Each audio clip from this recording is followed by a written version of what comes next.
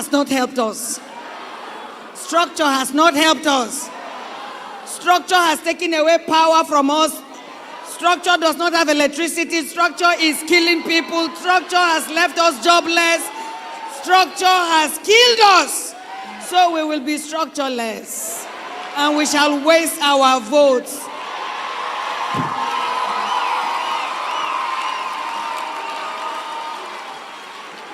The body of Christ. And at this point, when I say the body of Christ, I mean cherubim and seraphim, Celestial Church of Christ. Anybody that names the name of Jesus Christ, Catholic, Baptist, Pentecostal, Pentarascal, anything, all of us, we shall cast structureless votes. We shall waste our votes. Somebody say amen. And turn to your neighbor and say, Sila. If we go home now, we have had church, isn't it? You understand where you are voting? Wherever there is structure, don't vote.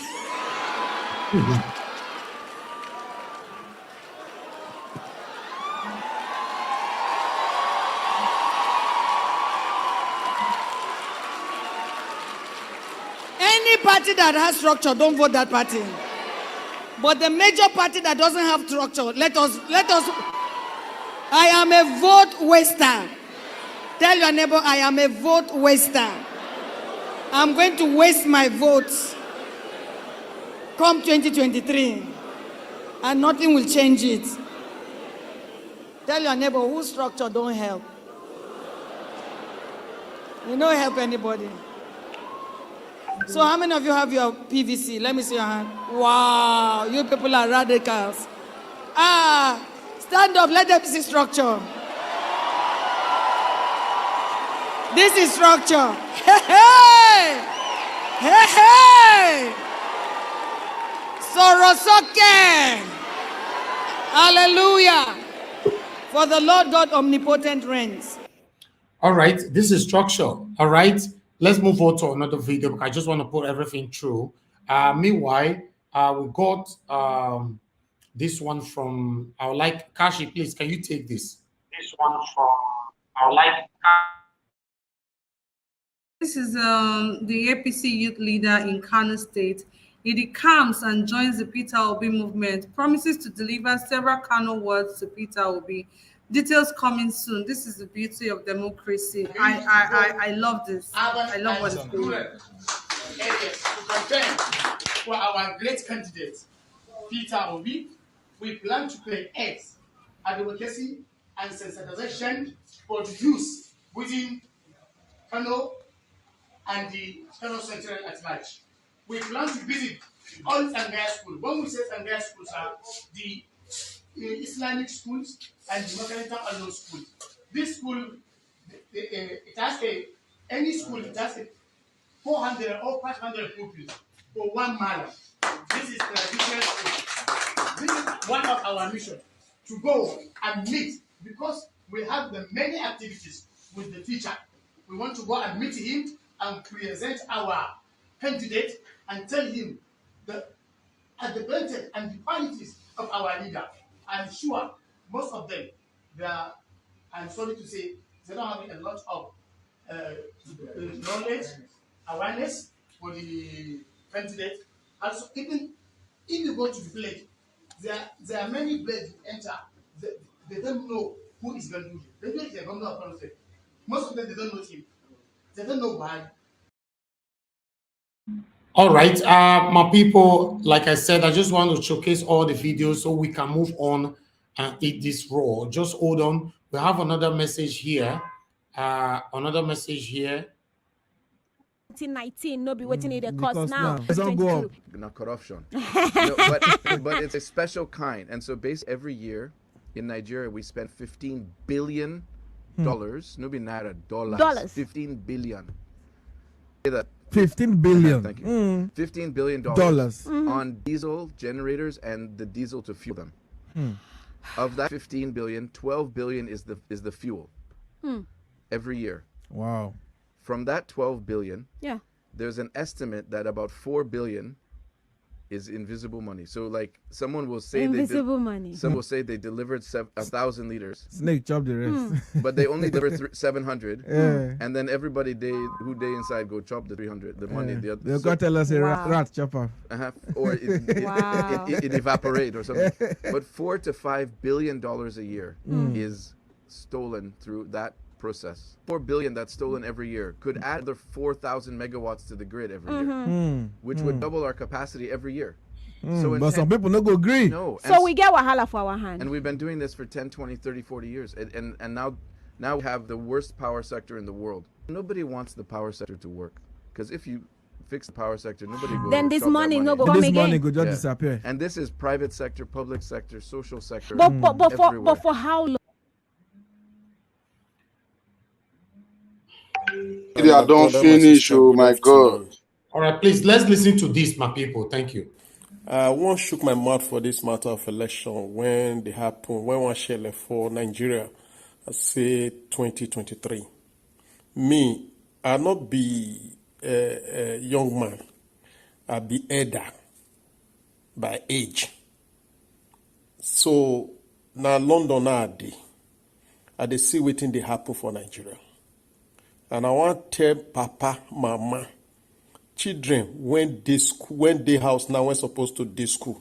Parents when get children when supposed to dey school now when they house. Pensioners when they not gree pay. Workers when they delay their money. People when go hospital they not go see doctor. People when then they maltreat. All these boys when they kick here and there say they be Yahoo. All the people when come out last time when they say, oh, may they change police, they not agree change police, may they change sides, they not agree change sides, they can't turn everything against them. This one now your time. Your party now be Obi party, Obi Peter Obi party. Anywhere when Peter go, everybody go follow him. Structure now Obi get structure. I don't tell everybody when they give money to for Nigeria. Any of my friends, if everybody must vote for Peter Obi, we went day here now, as I day here for London, I did open my net, with the link up now. When time don't reach for vote, we go put money together. We don't know Peter Obi, but we go put money together, take sponsor campaign from house to house. We don't ready to do this thing because we went there abroad. If house better, we not go to send money as we they send. But if una dey suffer like una dey suffer now we still dey suffer because any money where we get, we dey send out to una. You get the point. At the lecture for London here, I be lecturer. More not day where they not they pay me. I dey feel for the lecturers when they Nigeria because if some of them come abroad now, they not go fit take them for that position because there's what we call gap dey their profession. Then go ask them this gap, what you take and do. So if this person be professor, instead of them to start him at that level, then go bring her down because gap don't dey. So that is why I also did tell some of my friends and the children when I teach for Nigeria before I come abroad, when be professor now. Say, look, you guys, you guys should think about all these things as well. It's as they affect the students, now so they affect una. So make una not think say now only the students they affect because you need to carry out your research. So una not the doing. So you guys supposed to do all these things so that life go dey better, innovation go dey. I not blame una because money no dey. If we dey carry our research here, they give us money now. Nigeria are not ready. They want put una make una the poor so that they go feed the law down on una when election come. Because person when they hungry, they give her money, he go vote. But this time, make it not be like that. I just they beg everybody. See doctors, they know they pay them well. Lecturers, doctors, they know they earn. But politicians go they earn millions. Come on, man. Where that they happen? Not only Nigeria, because all of us allow. So if we team up, like I told you, me not be child of this generation anyway. I not there here, I not be small picking. I be elder. So I just they talk this one because of the children when the children when they never born and una now we're supposed to go school when not go. Look, I can't imagine the children when they teach for school. If now 3 years they want to spend for school, 3 years they don't finish, then come out. But for Nigeria, the 3 years then go extend out to 5. Sometimes you not go know whether you'll feel graduate. Come on, children, rise up. This is your time. So just rise up. I go make another video because I know they do all these things before, but right now I need to lend my voice to it so that everybody go to change. Like I said, we are all putting our monies together to make sure that we support Peter Obi project. I don't know, we don't know, but his talk resonate with us. It makes sense. All this Jagaban and Atiku, how can I ask them where they get their money? This money when they use, where they get them? Article from waiting I read na custom officer. From custom officer I come blue. The other man when be Jagaban, he was a governor. How much be governor salary? From there he don't blue.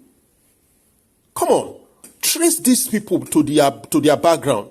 Somebody lie about in age and we still support him. Somebody when lie about in age, now you not go feel like take carry money for government. Come on, parents, wake up.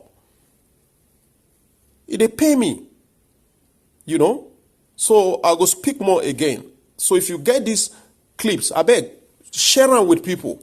Share them. I'm not them say make you share, make I get the money. No way. I don't get my money finished. But share this thing, make people get advice. That is why I don't speak grammar.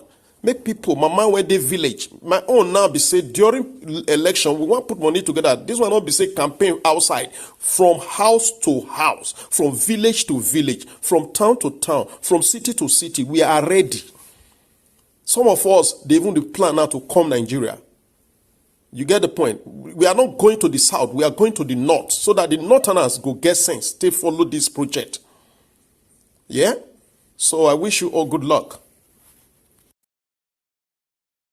All right. Thank you very much, my people, for your patience right there. I think that is all for now so that we can start hearing from our wonderful panelists right here. Listen, guys, we've said it over and over and again that there's no way we can allow this opportunity to skip away from our hands. If not be Peter, I will be nobody else. There's nothing good that can come from Tinubu. There's nothing good that can come from Atiku. There's nothing good that can come from APC. There's nothing good that can come from PDP. That's it. If you are expecting a miracle to happen through PDP, trust me, all the miracle, God does see them already. As long as you mention that name PDP, the same thing with APC. Please, let's do the right thing right now. This man along on day. They pay me. You see some people that even live in the same UK. They tell you, say, we don't know it when they talk. We don't know anything. We don't know this one. This is an elderly man talking now. Talking with full sense. He gets sense. He knows that the pains of the people is too much to handle. Everybody want to move back home. A lot of good Nigerians abroad want to move back home. Living in United Kingdom or in America, Japan, Australia, or any part of the European countries, it's not a guarantee for you that you are living a good life. Upon Nigeria still will worry so. I still they enjoy Nigeria past a UK. And they tell you the truth. It's the fact. I still prefer Nigeria as young warrior so. I prefer my country. Okay, let's assume everything we are suffering, we have it all. I tell you 40%, if I'm not mistaken with my statistics, we move back home, Nigerians in diaspora. They want to come back home. A lot of them have made this money to come back home, no problem. Because no home to go. Give us security, give us light, permanent light, give us good road, give us health care. You go see them, I tell you, the way Nigerians want to move back home. Now suffer with the suffer for abroad. Now let's stop deceiving ourselves. If you know you live abroad, say not be suffer with the suffer. Tell me. I'm not talking about the figure you have in your account. Now suffer. Your neighbor where they the same estate where they don't like you. You go greet them and you get where they tell the answer. They don't like you. Now knows what they answer you as a black man. You said what? Now knows the hotel answer person as a black man. Exactly. They don't want you. So what are we talking about?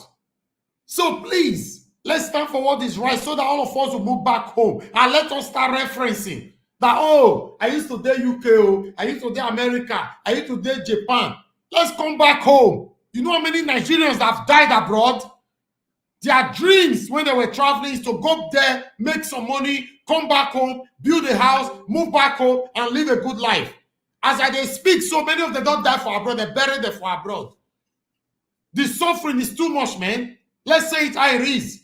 Don't let anybody that lives abroad that doesn't know the left and right to deceive you to vote for devilish APC and PDP.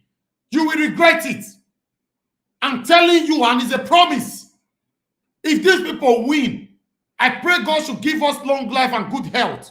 I will come and remind you back again on this platform when the excruciating pain is hitting every one of us hard.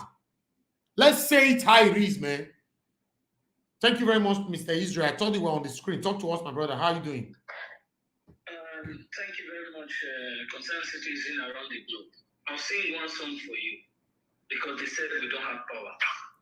Obina has power. Praise the Lord. Nigeria youth now movement. Praise the Lord. Obi de Congo. Praise the Lord. Nigeria youth now structure. Praise the Lord. They say we don't get structure, right? We don't have anything. We are social media psychophants. We are macaroni politicians. They call us names. And most of you on this platform, you know it. I told you, they said we don't have mouth. They have everything built. You are hearing a sitting governor telling you that your power is moving, is causing earthquake. And Nigerians still, some of these Nigerians who are here, they are still supporting. They cannot do it. It's don't pass, be careful. It don't pass, be careful. Because I keep telling you here, when injustice becomes a law, resistance becomes a duty. You will be resistant to them, and this is what you must do. Most of us are still reluctant to say we can't do it. What do you mean? You are enjoying the dividends of democracy where you live, and you want people to suffer in pain? How many of you here built the democracy that is here? How many of you? None of you. So why do you think you have the power now to enjoy what you didn't do?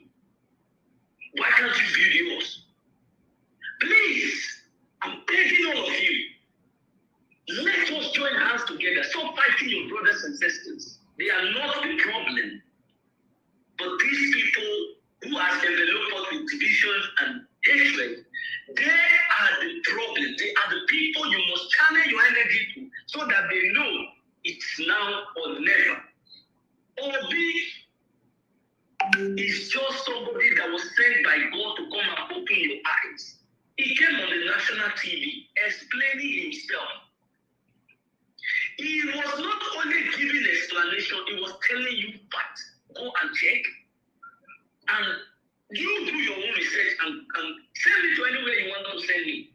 These are credible people. But it's not about him, it's about you. The people who are listening. Because God only sent him to go and open the door. You are the people that is going to pass that door. You must all these people so that they don't pass this door back to you again. Thank you, my brother. Thank you. Because of time. Thank you. I must tell you that please hear to this call. Thank you very much. I appreciate you, my dear brother. Thank you. All right. I think it's the time now, right now, for us to start listening to the panelists. Callers, please just hold on for now. Let me give some room for the panelists to talk to us. I'm going to hand over back to you, Kashi, to take it from here. Thank you, everyone. All right, thank you so much, Mr. Ninja Watch. Today has been filled with so much emotions, right from our news review in the morning. It has been filled with so much emotions because Nigerians are suffering. The pain is just killing, guys. So I'm not even going to waste time on talking more about anything. I'm just going to go straight to the people in the panel. I know you guys have been waiting to contribute to whatever it is that we'll be talking about today so far. So I'm just going to go straight to you guys. So the first person I have here is Lucky Ralph. Mr. Lucky Ralph, good evening. Thank you for joining us today. Please make your contributions. Good evening. Good evening, Kachi, and good evening to all of us. I think, Raf, please hold on. I think the first person is supposed to be Margarita before Lucky Raf. Oh, no, it's okay. Let Lucky Raf talk, please. Thank you. All right. Okay, that's fine. Thank you for your Okay, understanding. Mr. Lucky Ralph, please go ahead. Okay, like I'm still greeting all of us, those watching online, and the panelists. Please, I'm focusing on how and what we need to achieve our goals. I don't want to dwell so much on the criticism from the secret GDP agents and the APC agents. Those news and the allegations we are seeing online are people that were paid to go and throw those stuff and see what the people will do with it. But I believe one thing I always ask people is this. Among all these people, nobody have ever come out and say, Obi is not qualified, Obi cannot do the job. Rather, Exactly. they only trying to convince us that Obi cannot win or is not yet time for him to do it. Actually, Exactly. they are not saying all that. All they are trying to do is to protect their pocket. They know that their time of looting is almost near, and they are doing their best to stop us from focusing on achieving our goals. So right now, yesterday I mentioned about someone that is asking about link on how to get in touch with Labour Party and contribution and all that. I send a link here. You will have direct contact with Labour Party and other coordinators all over the world. People are registering now. If you can coordinate a country or village or whatever, go there and register. You will be on Zoom meeting with the other coordinators around the world, not just Nigeria, including the Labour Party head of coordinators. You will get in touch with the person. Then you will know when Obi will give ahead or the party will go on to donate or do anything, volunteer and all that. So that is one. Two, the jingle Niger Watch act of yesterday. I sent one nice jingle on the platform, this WhatsApp. You can check it up if it's okay. Okay, thank you very use much, it for Mr. that. Lucky, for that. Yeah. Then all I want to plead with us is this: the problem now is not that we are not, we don't have enough people to vote to be in as president. The problem is that INEC is not helping the issue at all. So many places around the country, people are queuing to get this PVC. But at the end of the day, where 3,000, 4,000 people are queued to get, is only 200 will be able to register for the day. And some of these youths that are going to get their PVC, some of them don't even have transportation. Some of them will just use their rascal, come there, spend the whole day, and they will be frustrated and go back, went back home. At a time, the person will end up just sitting and looking for something to eat instead of going to get the PVC. Not because he wants to do so, but situation forced him to do so. So, if there's anything, any of us, wherever we are, encouraging, even if it's transportation, to anybody that want to obtain PVC and is facing this kind of situation, it can help. It can help. So I'm encouraging all of us to focus and forget about these people. If really all they are throwing is true, by now I can tell you they are all in the internet searching about Obi and how to nail him down. They are all all their agents are there searching. But the problem is, before a man like him can go on to accuse these people, talk to them in the manner he's doing, he knows that they will come after him, and he knows that they will not find something. Okay. So let us focus and do our best to achieve this goal so that they will pack and return to their home. All right. Thank you very much, Mr. Locke, for that. Thank you so much for that. We're just going to move straight to Madam Rita. Madam Rita, please go ahead and make your contributions. Yes, thank you very much, Kachi. First of all, I'd like to say, God bless that caller from Texas, and I'm saying that in reference to what he said when he said you've got the past governors and even the present politicians who are talking about Peter Obi should be ashamed of themselves, because if a man who was in their shoes could be very open and transparent, they should also follow suit instead of speaking about him. First for Governor Obaseki, I want to thank him for advertising and acknowledging the obedient fever, or the virus called obedient. Because he sounds like a defeated politician. The things that he was saying is what a typical politician would say within the inner caucus and not in a public forum with the media showing and all that. Maybe he's deliberating doing it just to crumble the PDP because of the factions and what's going on. Well, I just want to say formally, thank you, Governor Obaseki, for your indirect support and advertisement for Peter the Rock Obi. My advice to other politicians who are political orphans, please go to the Labour Party and support Peter Obi. Please go and support Peter Obi. All of you who do not know where you are politically, just go and support Peter Obi. And as per Peter Obi, coming out with the based on the Premium Times publication, media houses like This Day, Premium Times, and somewhat even Sahara Reporters and all that, for me personally, we all know that, some of these media houses, they're kind of affiliated to the cabal, some of them, not all of them. And when something like Premium Times comes up and makes Peter Obi more popular, with one or two publications from unverified sources like the Pandora Papers, I think many people need to be really educated about there are certain organizations in this world. They do certain things deliberately just to destabilize either a person or a nation or just a group of people. So they put out information out there and they just want to see the reaction. It's just a typical example is Forbes magazine. Forbes magazine was created just to pick out certain people and investigate certain people, just like what happened with the former drug lord in Mexico.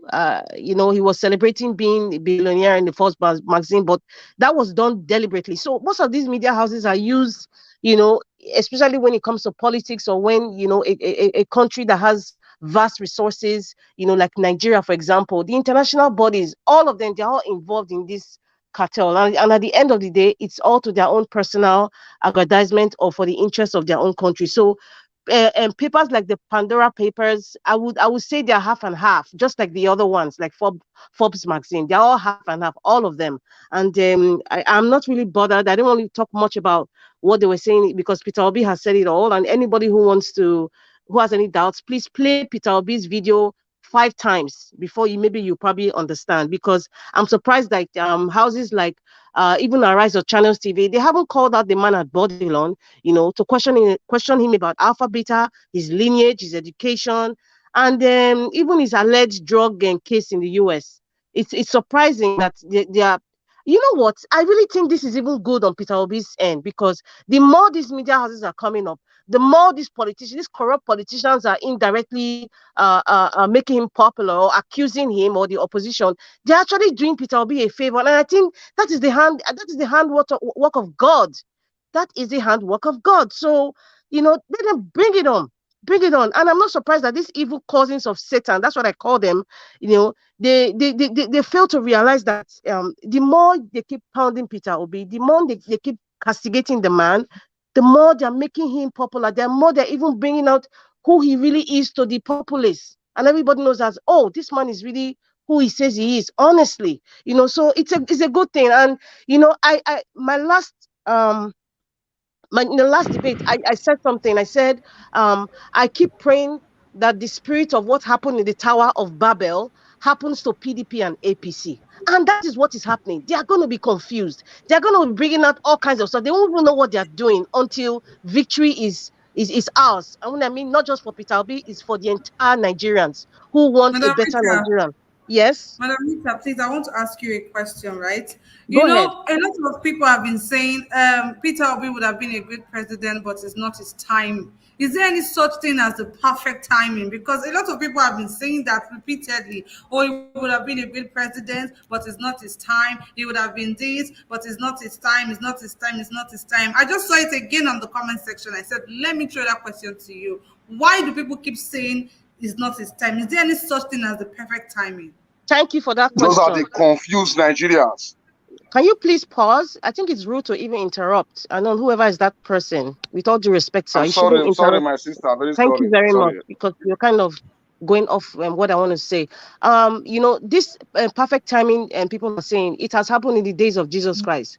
When Jesus Christ was coming, and I'm sure the three wise men, when they spoke to the king and said, okay, there's a star that is coming to save the world. I'm sure some Israelites were saying, oh, this is not the time because we have a very wicked King Harold that kills babies or kills whatever. There's never a perfect time, but the time when God says the time, there's no man born of a woman that would say it is not the time. So it is the time for Peter Obi. I don't listen to anything that's kind of retrogressive. I am just looking forward, and that is how we should always think. There's never a perfect time. But when God says it's the time, is the time. Even when the odds are obviously against you, but at the end, victory is going to be for Nigerians. And going back to what I was saying, Pastor Amaku, the lady in Abuja, I follow her for a long time, and she has lived in the US before she moved to Nigeria with her husband.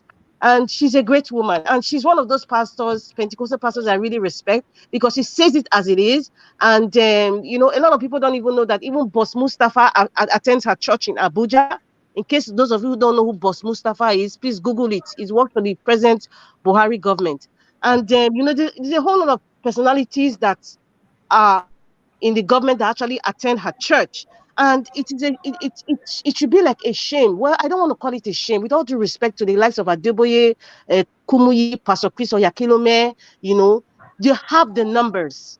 They have the numbers. And if they don't speak up within now and 2023 election about the change in Nigeria, trust me, from next year after the election, the tone I will be using for them will be full of disrespect, because it has not shown me that they are part of the cabals. They are part of the people who launder money allegedly for all these politicians, So I am just going to be quiet now regarding the church, with all due respect, but they should be speaking up, like the brave men and women of God, speaking about the change Nigeria needs.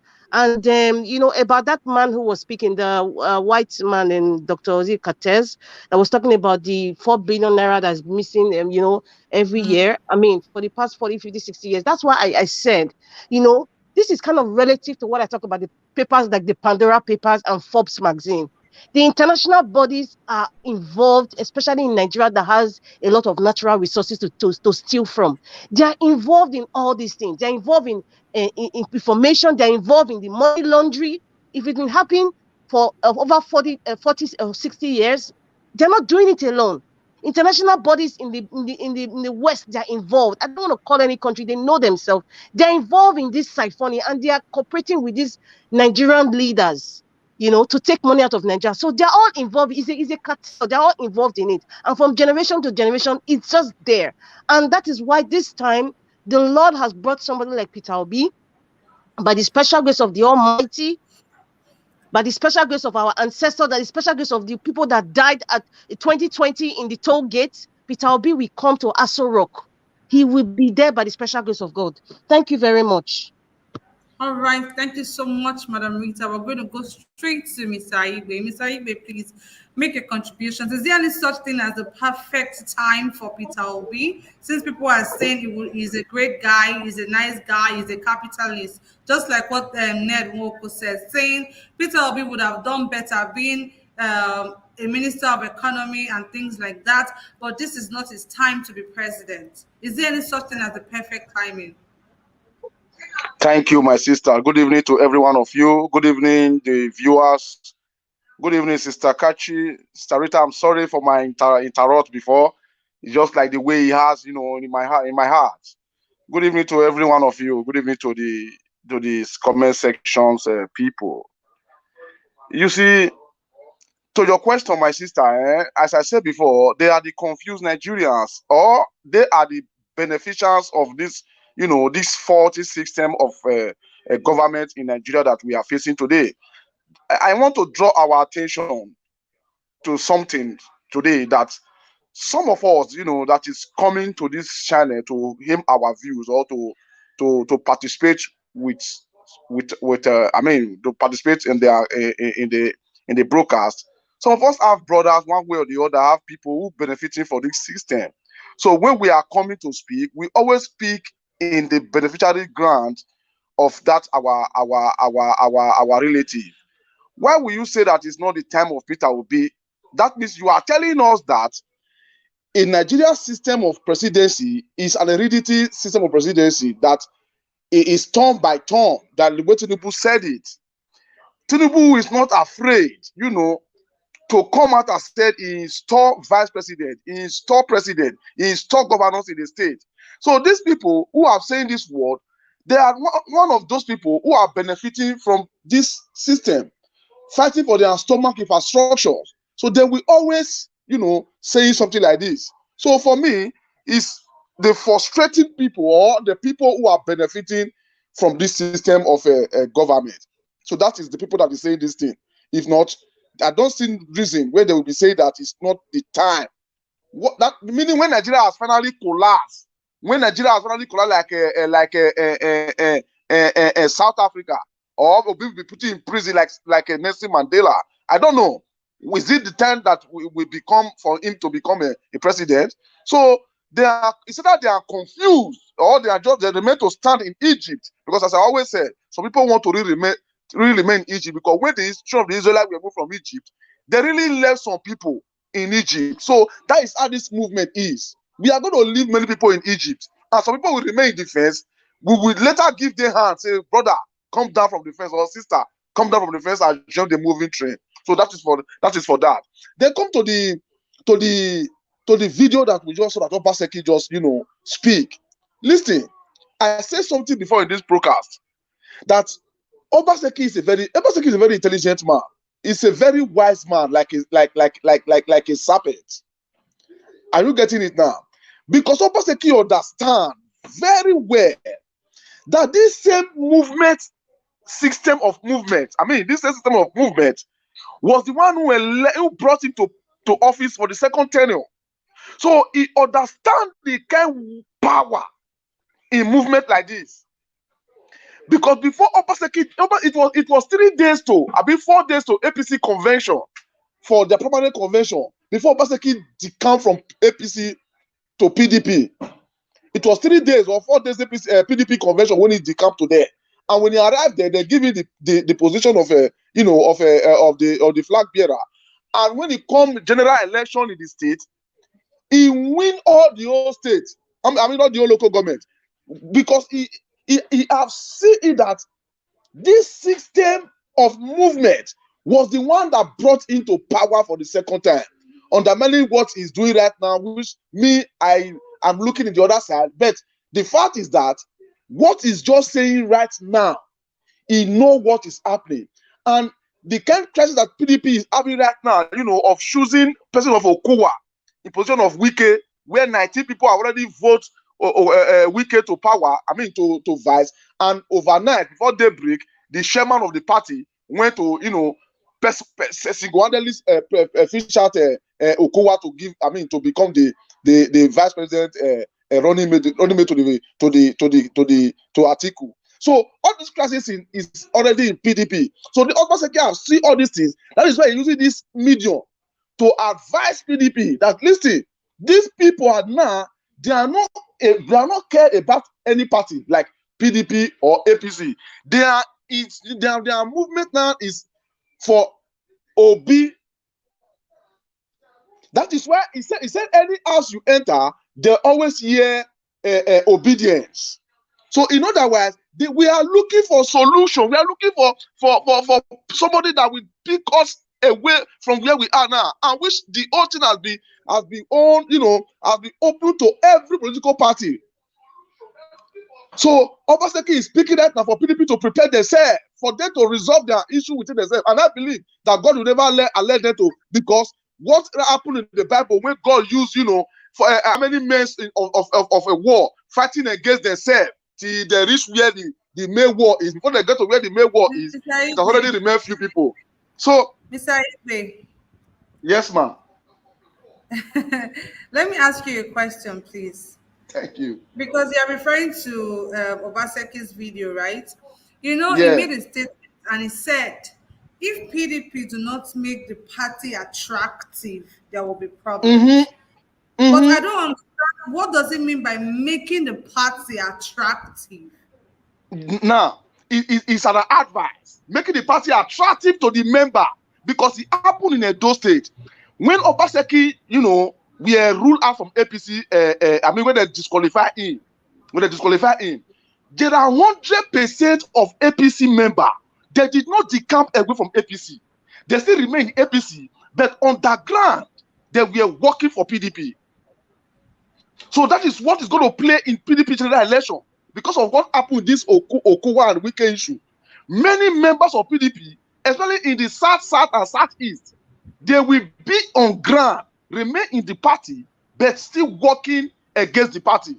The party will not know. So that's what Obaseki is saying, that they should let the party look suitable. It's not saying it for we to, for the other side. The party that has been ruling for the past 23 years, in Nigeria to now, that has been. So which kind of, beauty they want to build the party anymore? So it's Obaseki is talking about the internal crisis in the party right now. That is what he's referring to. That they should build it suitable. He's not talking about money when it means to make the party attractive. I don't really think so. He's talking about the internal crisis, because definitely they really have the money. They have the money. They have the money, and they believe that they will spend the money. He's talking about the crisis inside the PDP rocking right now. Are you getting it now? Because there are some members of Obaseki, like the governor, the deputy governor, who has, there are what they call new PDP and old PDP in Edo State today. That some of them have never have seat of sitting down as the party. Some are still, like in the first, where the PDP never fully give room to enter the party. So many things they have crisis in Delta State, they have crisis in Rivers, they have crisis in Edo State. So there are many states that APC, the PDP have crisis right now. So that's what Obaseki is referring to. Now, move to the area of the video of Obi interviewing in China. You see, why I am against that interview is this, because this is not first time Obi to run in public office. Obi was a running mate to Atiku 2019. They did not interrogate all those interrogations. Obi was a 2 times governor. There was no interrogation like this. Why is it that, in fact, when he was in PDP before the cabin to Labour, no interrogation like this. So why is it that he has now been, Obi has now been a moving train, like a cancer who are deeply to the mind of Nigerians? Are you getting it now? That it is now they are bringing him. It is now they are interrogating, asking questions that is not for me, that is not relevant, because the man is always saying, once he measures things, he will tell you, go and verify. Once he said anything, he will tell you, and he will give you the indicator. So they are just trying to make one way or the other. It's not about it. But if to say now first time that is coming over, like here in Western world, here in Italy where I live, if the day you are declaring public office, that day they will dig your generation, your father, your great grandfather, the attitude, whether your father was a mechanic, whether your father was a criminal before or whatever, they will dig everything. Then they will bring it to the public first time in office. But once you are being in office, I mean, you are running public office, they will not go deep again. Rather for them to look to your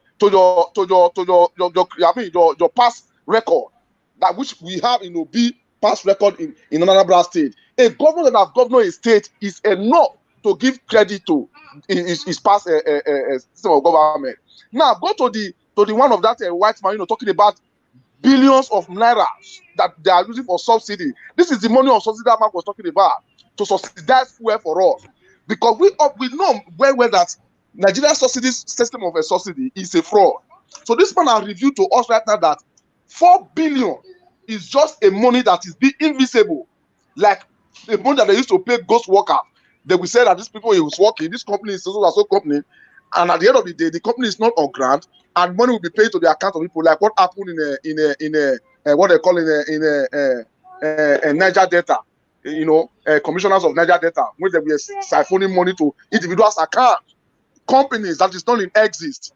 So the man have revealed to us, and these are things that we want to abolish, like the northern youth, APC northern youth, Kanu. You see, people that is saying Obi doesn't have structure, you guys will keep on standing on the fence. As I said before, we will one day draw you guys, come down from fence and be on the moving train. Nobody can stop the moving train. I repeat, nobody can stop the moving train. God already mandated to move, and it will be the president of Nigeria come 2023. As that sister, that sister pastor who will say that she want to waste her vote. You remember that is what Wike went to Anambra and said, you people don't waste your vote in Obi. So that's why the sister is saying that she want to waste her vote. And that is what I am saying. Whether Obi come to 23, Obi win or not, I don't care. I will waste my vote and waste that of my relation, people, family vote in Obi, so that at the end of the day, we will now see that, yes, we have made a step of movement. Thank you, as I yield the floor back to you. All right, thank you so much, Mr. Igwe. That was very, very passionate. Okay, I want to refer to somebody in the comment section. I've been noticing this particular person, Grace Omo. I've been noticing you for a while now, but I want to actually ask you, if it's possible, you can click on the link and join us here. We want to know what exactly you have against Peter Obi, or is there something you know about Mr. Peter Obi that we don't know? I would really like you to click on the link and come here and elaborate. They don't know anything. They are just the people that are in defense, and these are the people that have been paid by their pay master, just to dispopulate some kind of candidates. Thank you, Mr. Igwe. Thank you so much. So I really want to know what you have against Mr. Peter Obi, or is there something you know that we don't already know about him? Or because I really want to know, because you keep making comments like, don't vote for this person. If you vote for this person, and Nigeria is going to be in chaos, Nigeria is going to be distracted, or whatever it is. You've been making comments like that continuously for every time we come on live. So if you don't mind, I would like you to click on that link and come here. Let's even hear what you think. Let's know if there's something you know that we don't already know, because I would really like to know, because for every time Peter Obi makes a statement, it says go and verify. I mean, if it's offer never tire anybody, don't tire me. There's no lights, there's no fuel, insecurity, everything is just tiring. Like you're tired. The pain is just too much. The suffering is in excess. Like this one again, will not even bear the pain again. It's terrible. It's heartbreaking. The lights don't even collapse as we talk right now. The national grid have collapsed to 9,000 megawatts. National grid they collapse every blessed day. They go confess today. 2 days later, it don't collapse again. Anyways, let's move straight to Mr. CM. Mr. CM, please. You have the floor. Mr. CM. Wait. Mr. CM, are you ready for us, please? Please, I think I will say pass. All right, no problem. All right, no problem, Mr. CM. I'll get back to you soon. I'll just send a message on the private chat whenever you're ready. We're going to go straight to Mr. Andrew. Mr. Andrew, good evening to you. Yeah, good evening, good morning, good afternoon, fellow panelists and Nigerians at home and abroad, including the ones that are living in the Antarctica. First, I must apologize for my lack of decorum earlier for interjecting you. Apology for that. That's fine. I did not also realize that Madam Rita also, she's a preacher. That's interesting. Quoting the Bible and all those things. God bless her. Anyway, let's talk about Peter Obi. That is what I talk mostly. You asked a question as to why Obaseki was telling PDP to make the party more attractive. Now, that question is very vital that you ask, because for Obaseki to make that statement, it casts a doubt to his sincerity. Please, I know some people support Obaseki here. I have due respect for him. I believe I've opportunity to meet him once or twice in my lifetime, so I can say that. So that's him telling PDP to make the party attractive. If we compare and contrast Peter Obi to people in the PDP section, the question we put to once you put to Obaseki, or for Obaseki to clarify, is what does it really mean when he said the PDP should make their party attractive? Because any allegation they've brought against Peter Obi, the man always come out to defend his good name. And you know, like the Bible says that a good name is better to be chosen than riches. So when we look at this Peter Obi issue, it's all about credibility. It's all about accountability and transparency. Can Obaseki himself ask the PDP candidate, Atiku, to come and respond to allegations the way Peter Obi is responding to allegations made against him? Because we must put it we have to be fair to everyone. Anyone, those, particularly the TV or whatever channel that is bringing issues of Peter Obi up over and over again. I think Obaseki should be challenged to say, okay, Sir Obaseki, you said the PDP should make their this thing attractive. What makes Peter Obi attractive? Credibility, transparency, equity. That is what makes the man attractive. Nothing else again. He's rich like every other, or he has money like people. But what makes him attractive? The values of life. That's what makes him attractive. So let Obaseki tell Atiku, tell any other members of the PDP to come out and be fair. They'll say, okay, this is what they said makes Peter Obi attractive. Can you also come out and make what? And say all these allegations that, oh, you're the one importing generators into the country. You did this, you did that, you did that, you did that, you did that. You need to come out to the public and defend this thing so that the public can make an informed decision and say, oh, we are going to vote for Atiku. Atiku has said this. Atiku has declared his asset. Atiku have show us that it's not the one importing generators into the country and everything. We have to be fair to everyone. So when Obaseki comes here and say things, from where I am sitting, I'm just laughing. I just laughed, to be honest. So, but my focus is on Peter Obi. I watched one of his videos, very interesting, when he said he went for a program, and at the end of the program, there were time for question and answer. They spoke about world economy, Asia specification, whatever specification, and he raised his hand.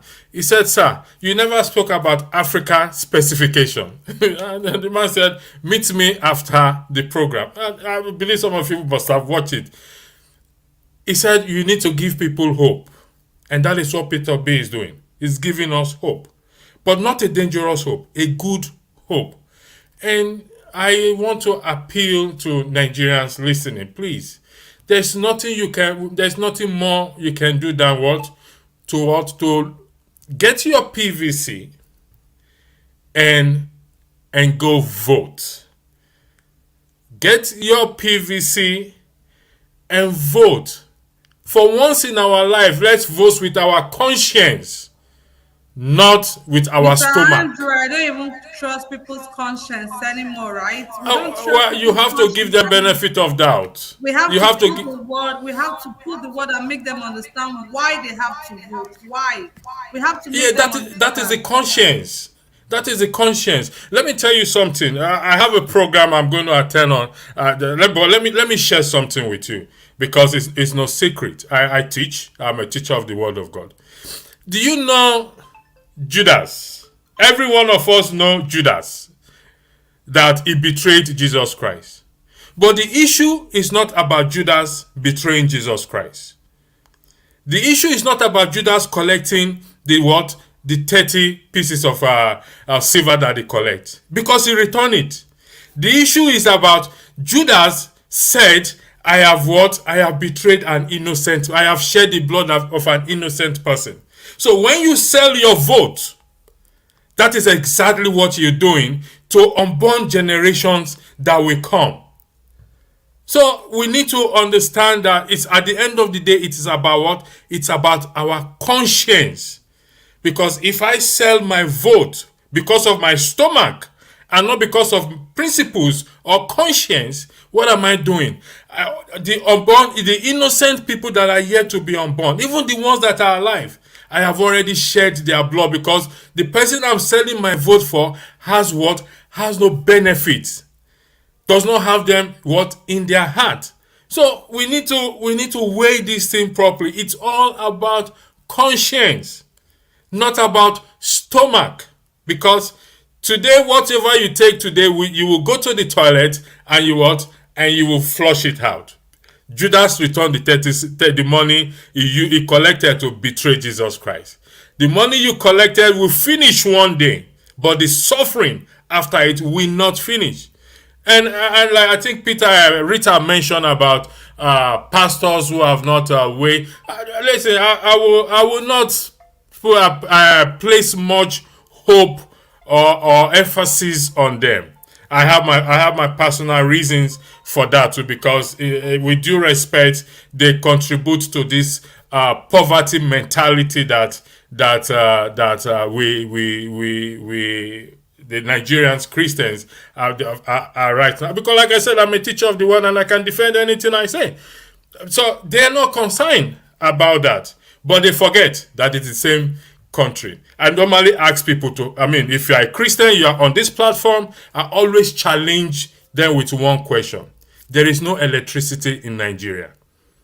Can somebody tell me what is the name of the witch and witchcraft that is worrying Nigeria, that we do not have electricity, that the pastors have not been able to identify and cast out? Can somebody give me that answer to that question?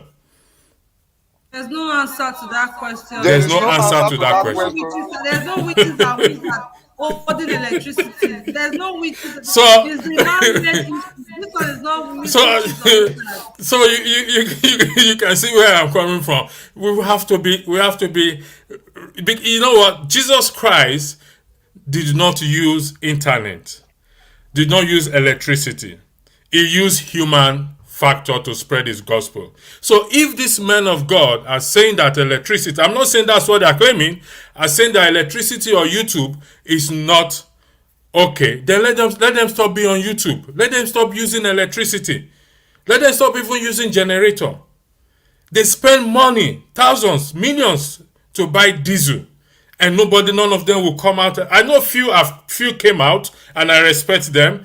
Some said you don't come to the church if you don't have your PVC. Well, that's a bridge too far to cross. But all you need to do is to educate them, to let them understand that whatever decision is made up there, both me, a Christian, you, a Muslim, you, an herbalist, whatever belief you have, it's going to affect us equally. Just the same way the absence of electricity is affecting us. Everybody, there's nobody that is exempted. I yield the floor to you. Thank you. Thank you so much, Mr. Andrew. 18 man, thank you so much for the gift. All the admins, please say thank you to Mr. 18 man for the super sticker. Thank you so much, guys. We're going to go straight to Mr. Omori. Mr. Omori, please.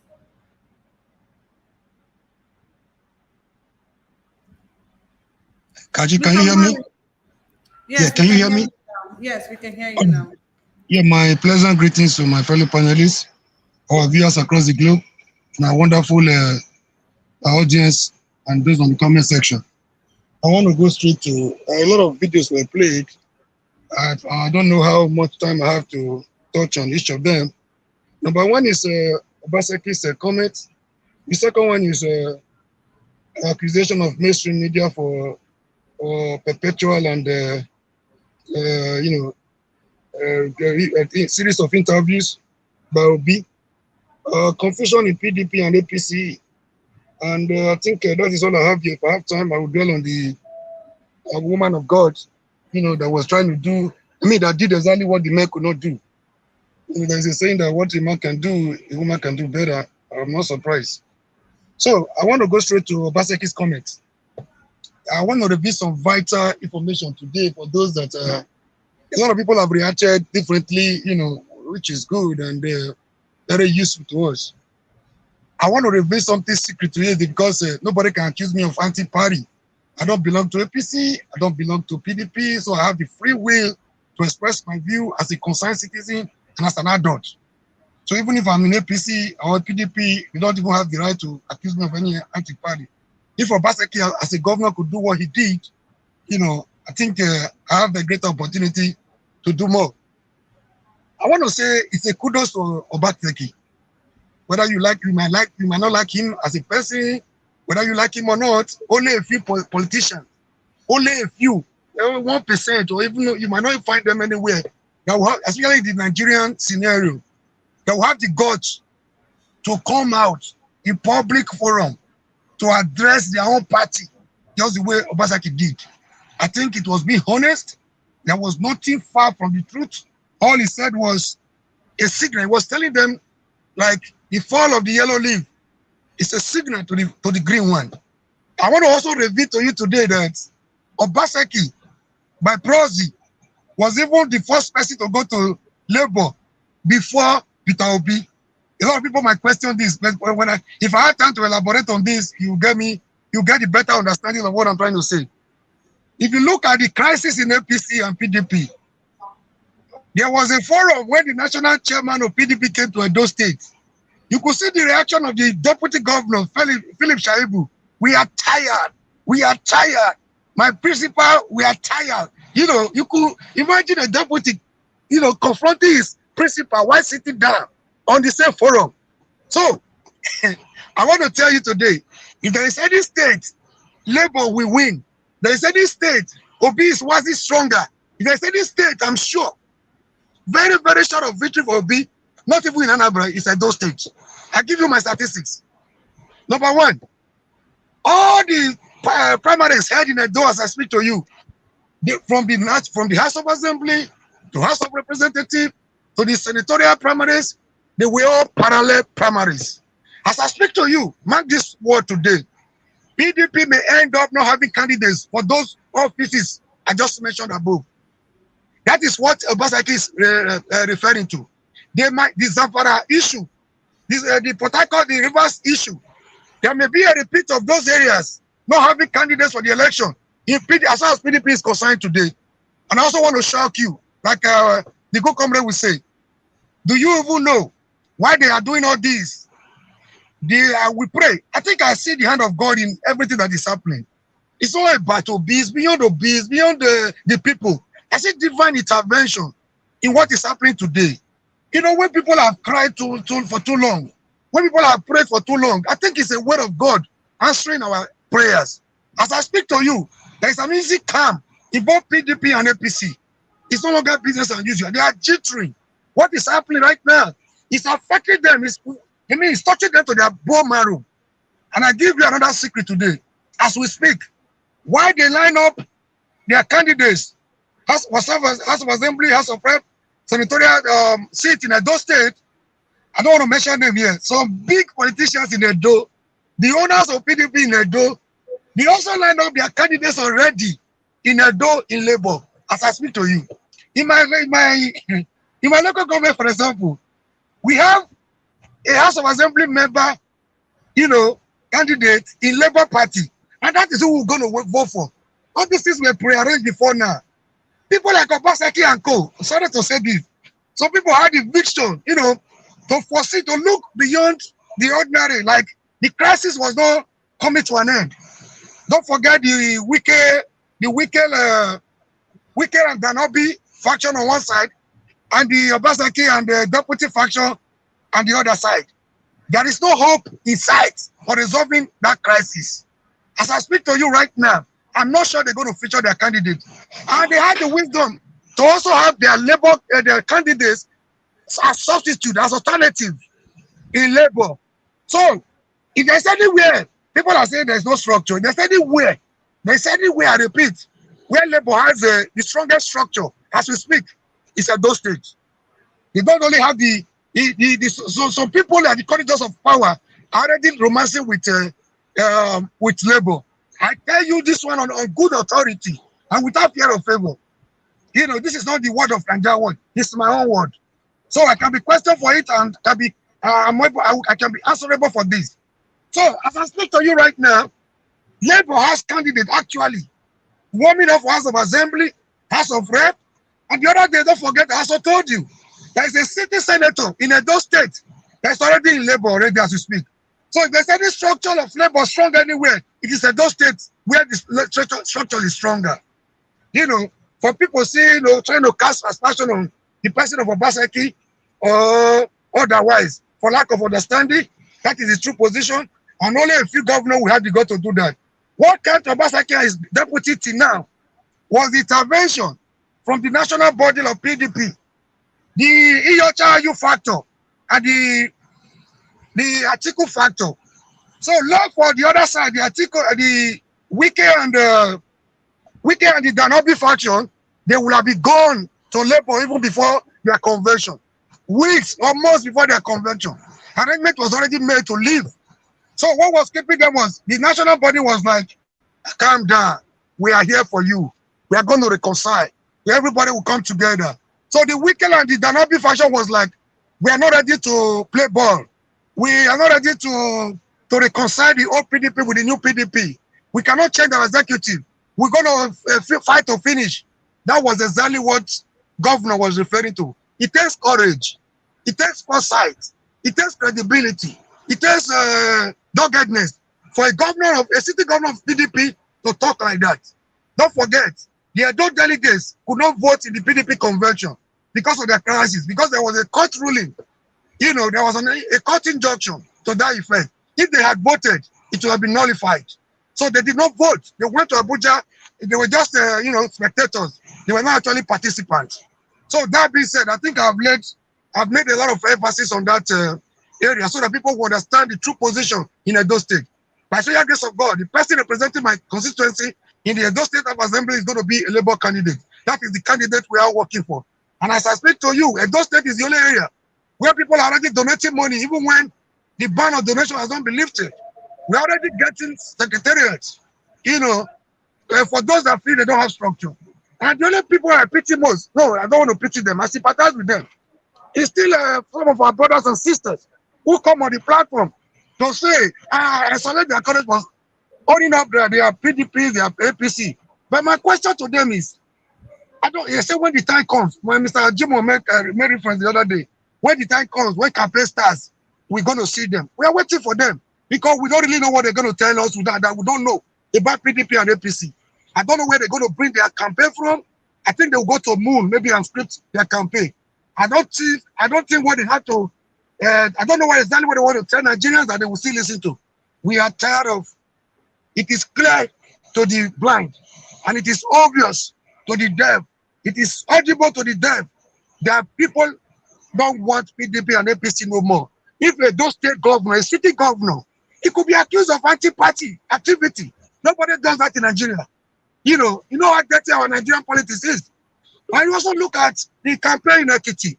It was also a litmus test to the political maneuvering and the equations in Nigeria.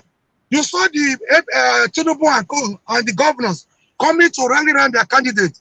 Atiku was nowhere to be found. He was in Dubai, chilling. So there is a serious implosion in both PDP and APC.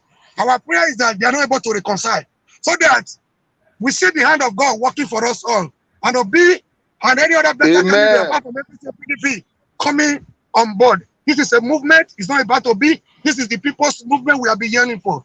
This is about the people's movement we have been craving for. This is the people's movement we have been clamoring for. It has here, it has come to stay, and no man, nobody, I repeat, no Gagaban, no Atiku, no Kabal has the power to stand on the word of the people, or else they will be crushed, not even their supporters. Thank you very much. Okay, thank you so much, Mr. Omari. Actually, Nigeria Wahala is making everybody very passionate and emotional. The problem is just too much.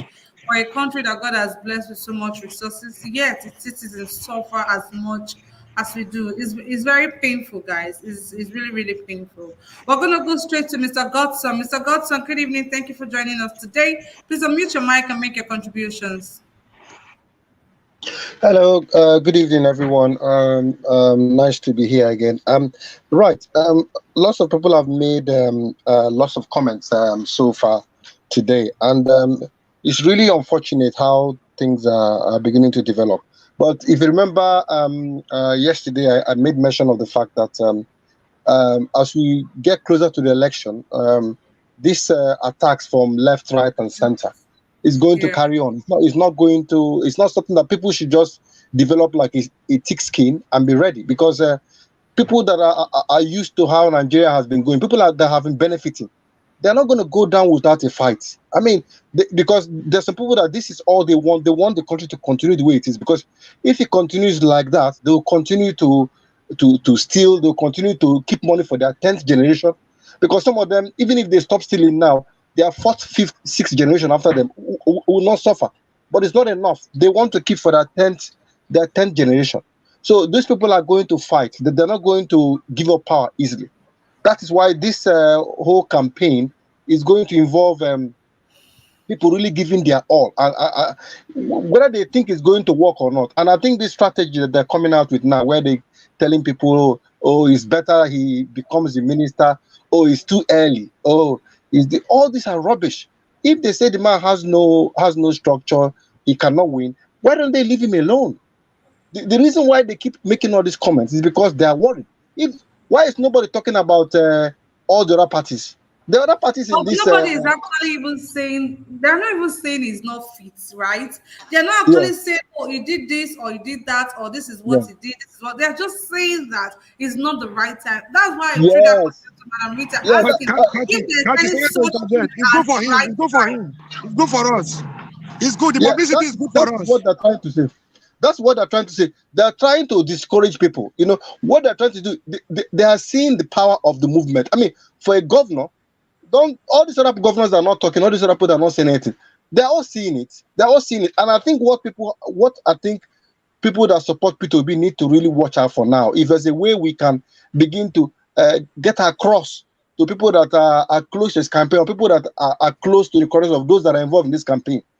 This PVC issue, this is the new tactic by the government, because they can see that the youth are completely mobilized, and they know that these youths that are going out to go and get their PVC, anyone that is young now going for PVC is not coming out to vote for Atiku or Tinubu, and they know it. So what they're doing now is putting stumbling blocks. I think that is even where we should concentrate our effort in. People should make a lot of noise, because this is where they are silently trying to keep pushing the time, because the more the days go by, we're getting closer to the cutoff date, and they're frustrating thousands and thousands of Nigerians who go to their offices every day. So I think that is even where we should place our focus. People should begin to make more noise in the press, because they are trying to reduce the registration, because they are seeing that these people coming to register now, they're not coming to support them, and they know it. So what are they doing? They're frustrating them. Because you cannot tell me now that if you look in the far north, how many of them are complaining about PVC there? In the areas they know that they have locked up, there's no problem about registration. But where they see a lot of youth that are mobilized, that is the places where they're having these problems. So that is even where I think we should begin to, people should not lose sight of that, because this is the new tactic. They're going to do whatever they can. They will try to solve the man's name. Then on the other side, they are trying to make it difficult for people to get their PVC. So people should be watch out for what they are doing, because they are playing dirty now. And this is how it starts. So gradually, as you approach the election, we're going to see more and more of this. So people should just not worry themselves about what's going on. The thing about it is that this issue about buying votes, it is really difficult. I mean, I don't know how. I try every time I talk to people in Nigeria, I try to tell them, look, please, let's try this time around. Let's try and let people vote their conscience. This idea of selling your vote, I mean, I know the campaign has not kicked off, but I think maybe that is where the campaign really has to focus a lot, educating people. Because the simple question is, if this man gives you 10,000, 20,000, 50,000, and you vote for him, that 50,000 will finish in 2 or 3 days. You vote for this man, and he'll be gone for the next 4 years. You'll not see him. Is it 50,000? Is it going to? If he gives you money that will last you for 4 years? Oh, we will give you up to 10,000. Those people planting their money on social media, the money looks like 3K or so. Who will even give you that? It is crazy. In Nigeria now, if you take out 10,000, by the time you go there and come out, the money is finished. So people 10,000 will finish inside your bedroom. That is the problem. So people should educate. I think education is important. People need to ask these people in Nigeria. I mean, ask them questions. If you collect this 10,000, how many days will it last for you? It will, maybe you go and drink beer in the beer parlor. Maybe you go and use it to buy pepper soup. And what they'll do with that money will be rubbish. After 2 or 3 days again, they are broke. So what is the point of collecting this money from that person? After 3 days, you are broke. But under 4 years, you will suffer for the next 4 years. What is the point? Why not elect somebody that will begin to change your life? So I know it's going to be hard. It's going to be hard because there's poverty in the land. I know it. It is difficult. Yeah, but it's not impossible. No, it is not. It is not impossible, of course. It is a matter of, there are a lot of people right now that are poor, but they've said in their mind, we're not going to vote for these people anymore. But it's not, but there's still a few people on the fence. There are still a few people on the fence who are going to say, okay, oh, don't worry, if they give me money, I will collect money. Don't worry. Or another thing that I'm watching out for. I know that when Buhari came into power, the Redeemed Christian Church of God. I'm sorry if I'm calling names here. I'm sorry about it. But I know the role that church played in bringing. I know I live in the UK. Even me in the UK here, I know the kind of stories we're hearing. The role that church played in ensuring that Buhari won that election. It was like the whole church mobilized to vote for Buhari and the APC. So I'm watching them because we know what Nigeria has suffered in these last 8 years. I'm watching to see what they are going to do. Are they going to ask Nigerians? Are they going to keep quiet? The place that they helped to put Nigerians, because they came out as a church then to come out. I know they were backing their man, the vice president, to hopefully get it. Maybe they will see if he can redeem him themselves. But that didn't work. So now that their man did not get it, I'm hoping that they do the right thing. Because Nigerians have suffered enough. And any person that contributed in any small measure into bringing that group into power, this is when they have to make amends. They have to make amends. They have to do something, at least to show Nigerians that we know the part that we played. Now we're going to try to rewrite things. All right. Whether they will do it or not, I do not know. So please, let everybody just continue as we are going.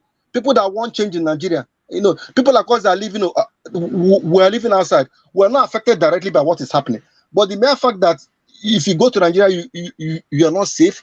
If you are traveling to Nigeria, the last time I was in Nigeria, like 2 months ago, if to go out sometimes, I would be scared.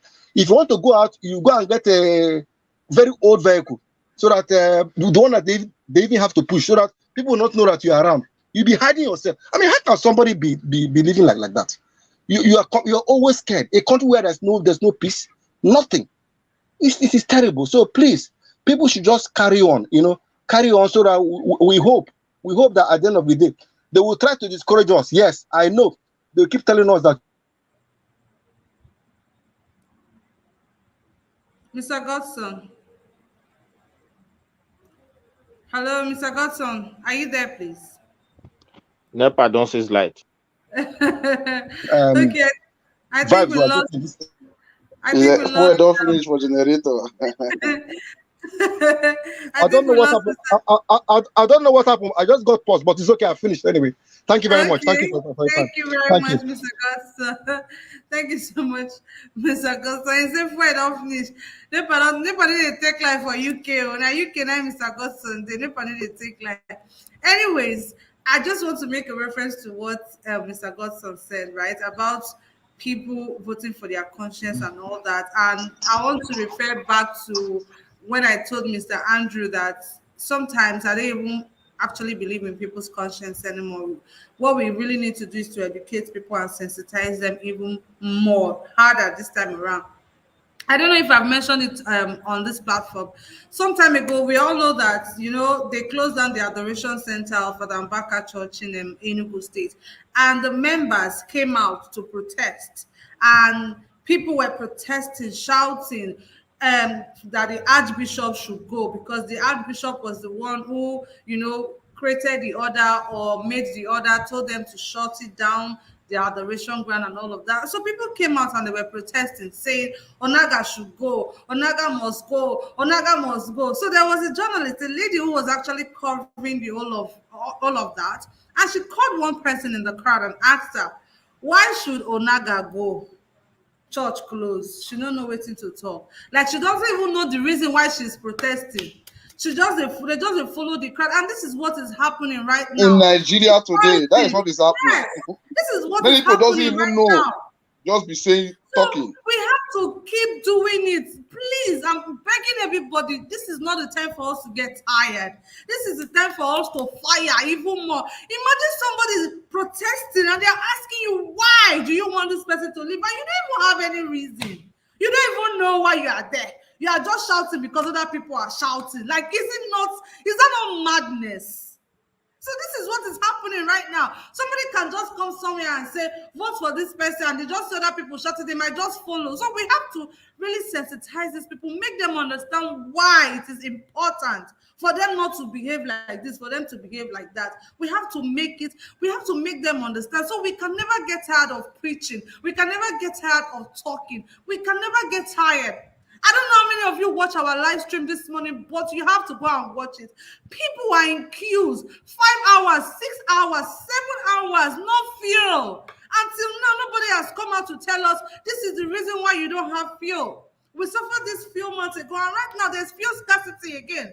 Some filling stations, they have fuel just because they heard, it be like say fuel go scarce, so they don't come go hide their fuel. Now you want to go and buy 1 liter for 800 naira. Like, who do us for this country? Even if there's swear for us, we not go to say the swear no go catch us. It's just very painful, guys. I mean, we just have to try pushing, keep talking, keep calling our people, making them understand why they have to vote rightly, not just your conscience again. You have to vote rightly. You have to vote right. Okay, we're just going to go. Mr. CM, are you ready for us now? I can see that you're on screen now. Are you ready for us, please? Yes. Okay, please go ahead and make your contributions. Good evening, everybody, and then all protocols observed. I think I've said it maybe one or twice or more than that on this platform. I keep quoting the celebrated French poet and novelist Victor Hugo, who said there is one thing that is stronger than all the armies of this world put together, and that is an idea whose time has come. The idea now is the people are tired. They are not saying it to curry favor. The people has risen. They've woken up. They know what they want. How I wish they've all gotten their PVC and the election is tomorrow. It will just be a walkover. You see, for one thing, people must understand the candidacy of P2B. What made it so appealing is that Nigeria has never been in this type of mess ever since records began. Now, they are looking for a man who will radiate, who will tell them what to do, or who is different from the rest of the pack, and they've seen the person. You know, there's no amount of preaching, throwing, casting aspersion on P2B, and then doing all those cruel tactics to discourage people from not voting their conscience or their mind. By this, I'm trying to bring into play what INEC is their delay tactics. Today they will say they bring one machine. Tomorrow, okay, we bring 20. Tomorrow, okay, all this. You see, my fear is this youth you are seeing, if you fail to do what they want now, NSAS will just be the first word or the first letter of the first word of the first sentence of the first paragraph of the introduction to what will happen. Nobody can say for sure what will happen because the people are tired. Okay, now petrol is expensive. You want to buy it, you can't even see it. And if care is not taken, the ground on which you are standing below it, there is petrol, there is crude oil. People do not give thoughts to this type of thing. You see, what I'm trying to paint here is the degree of suffering in Nigeria is so dehumanizing that you stand and ask yourself, am I really a human being? Is somebody really in charge of this country? You see, of course, I have to say what Obaseki hinted. He knows more than he's saying, but he doesn't want to say it. Obaseki knows more, far much more than what he said. But being a politician, it has to be political or tactical. He just put it in a coded language that every family has got to obedient. Now, how many million family do we have in Nigeria? If all of them got obedient, then what? That is the referendum now. The result is known. So what I will advise, rather than trade fear, I will always trade hope. Like Obi will always tell you. One thing I can say, because I've studied Obi the way the man is, his lifestyle. I always tell people that character makes a leader. Character makes a leader. It's not all this because if you do not, as a person, if you don't have it in you to be empathic to people that are suffering, why should you steal public money?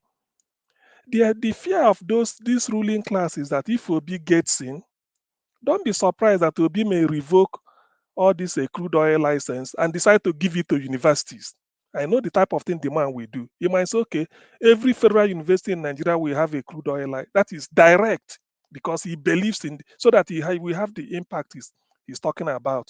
He will say, or he may say National University Commission or or whatever, all the universities, they will have an oil block, maybe jointly. He said, whatever comes in there, we now fund our university. If you ask me, he said, it's our children that are studying there.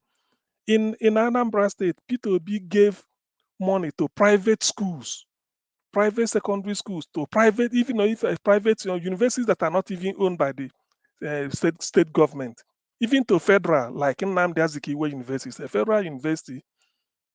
People are asking him why, but this is our state money. He said, but it's our children that are studying there.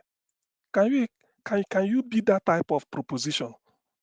You can't. That tells you the type of leader he is. Of course, he will give money to he will fund the secondary schools, and then the one owned by even the Pentecostal or Catholic or whatever religion, he gives them money, and people will say, why? He said, but it's our children that are studying there. Why shouldn't we do it? Do you think I'm giving it for them to waste? So I've just envisaged P2B's government, what he will do. Number one is, that's why I want to give people the hope, so that whoever is coming out and shouting will not lose hope, because the journey is still far. It's still about a good 6 to 7 months before you cast your ballot. So I want people to sustain this hope and then to increase the momentum of what they are doing now. That's why I'm always preaching hope, because P2B will tell you that if he gets into Aso Rock, all these paraphernalia of offices, he will cut them down. Before you know it, he said, then this one will go to our universities. This one will go to to one teaching hospital. That's what he will do. He will tell you this is what we need it for. It's not for him. So why I'm saying this is that I know once in a while people may pause to say, look, all these things we are doing, all this we are doing. I don't think I don't think that this idea that is sweeping like a wildfire all over Nigeria will ever stop. It won't stop until P2B gets in Tasso Rock. Because right now there is no alternative to him. When I criticize APC, their leader, it's because of what is in the public domain, his character. When I criticize PDP, the two leading party, their presidential flag bearer, is because of what is in the public domain, their character. I don't know them, but these are what allegations they cannot prove. Why can't Channels TV or what Arise bring Tinubu? I've not seen Tinubu grant an interview, or bring article, let them grant interview and defend some allegations against them. They can't. They can't, because they've got a lot of skeletons in their cupboard. All they want is that crude way. But the youths are saying no. Now the people have seen the light. So the idea whose time has come is that the idea that the youth want to liberate themselves. If you ask me, this is like a second independence for Nigeria. The type of happiness that swept Nigeria, like I was told in the 60s, when they lowered the Union Jack and hoisted the green, white, green, people were partying and dancing. That is the type of happiness people are having now. The only thing is that because of the insecurity and the hardship, that is what is holding it back. But I know all these things, like Martin Luther King said, we shall overcome. So I end by saying, do not lose hope. Help is on the way, because when you lose hope in this world, even what you are capable of doing, you can't be able to do it again. The way is, the end is success, but the way is thorny, very, very thorny. Things will change. Definitely it will change. With what we are seeing every day, with the testimony of people confessing, even of Obaseki asking, don't you people see it? He knows more that he can say. So all these things is just like is the wind of change. You can't stop it. Nobody can catch the wind. It's a lie. You can only feel the wind passing, but you can't catch the wind, and you can't stop the wind from Okay. blowing. Thank you very much. All right. Thank you so much, Mr. CM, for that. We're going to go straight to Mr. Midwest People. Good evening to you, sir. Good evening, madam. Good evening, my fellow panelists, listeners, and viewers worldwide. I greet every one of you people. You want me to say something about you or something? Yes, it's your turn, sir. It's your turn. Okay. What I want to say is this. I've first of all talk about the state, my state governor, those state governor got me. Obaseki understand the strength of people when they are determined to say enough is enough. So you understand that there is a huge movement when it comes to Peter Obi. So he's trying to tell his party, look beyond the mirror. This is not a storm that you just look upon and just throw it away. Peter Obi is already a strong movement, and his platform is the youth. His platform is the people, and his platform is for the people. Because a lot of people have never benefited anything from this so-called democracy since the military handover to Obasanjo today. Nothing to write home about. If you look at Nigeria, so everybody is fed up and they want something new, and they believe Peter Obi have that something, and that is why everybody is queuing him for him.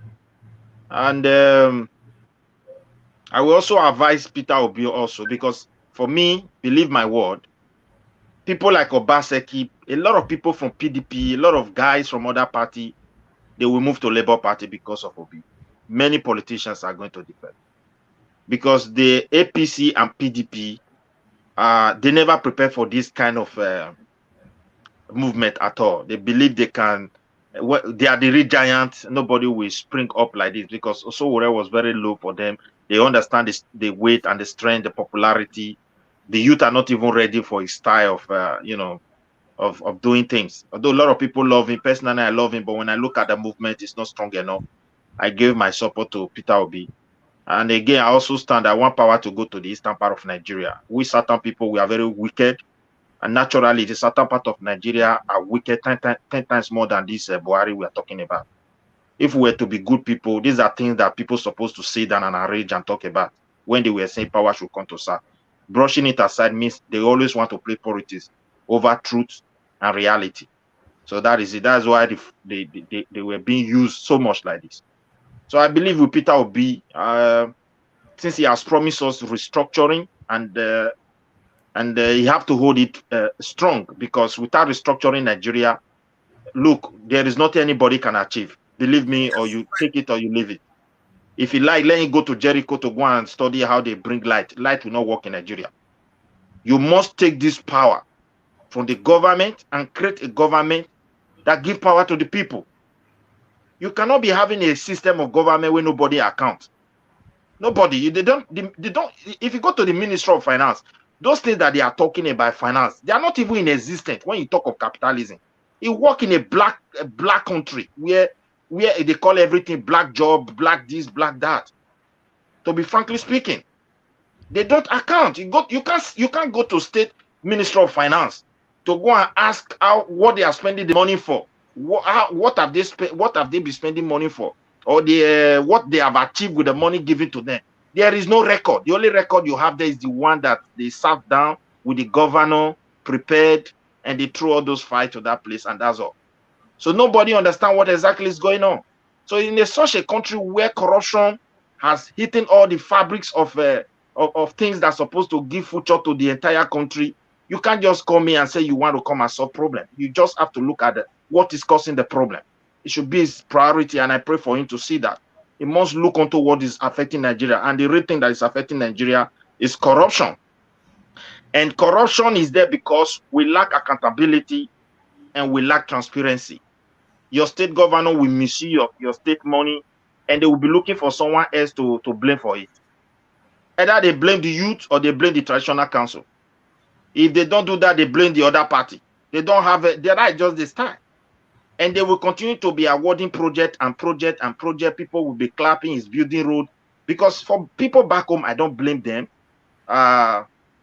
They are product of the environment. So anything they see, they can just bring it out on social media. Your governor is building this, is building that.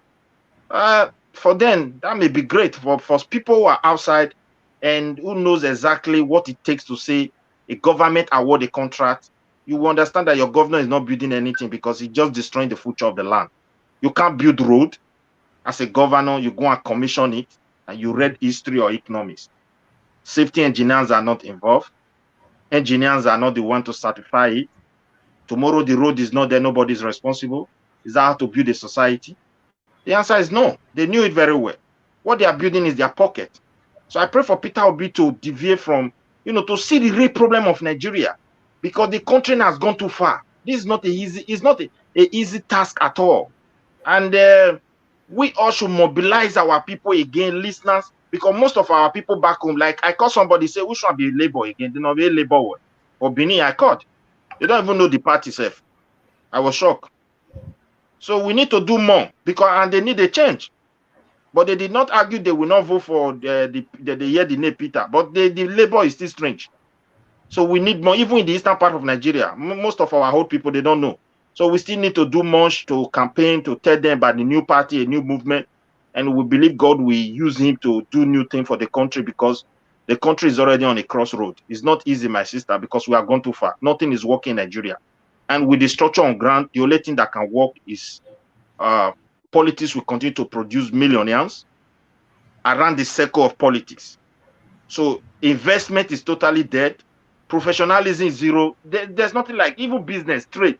People cannot even invest in Nigeria. It's totally impossible. All these ones, they are telling you somebody will come. When we build the road, investors will come. That one, the only investors that will come are those that have natural resources. They will definitely come, because they are not coming to build anything in your society. They take these resources, they invest and start packing it, and they make sure you secure them. That is the only way you can get money. And why they destroy your environment, they corrupt everybody, destroy the whole system, nothing works. That is the only thing they will do for you. because you as a government, you don't have structure on ground for them to bring money to your country to invest. You don't believe in the rule of law. You want to dictate everything for everybody.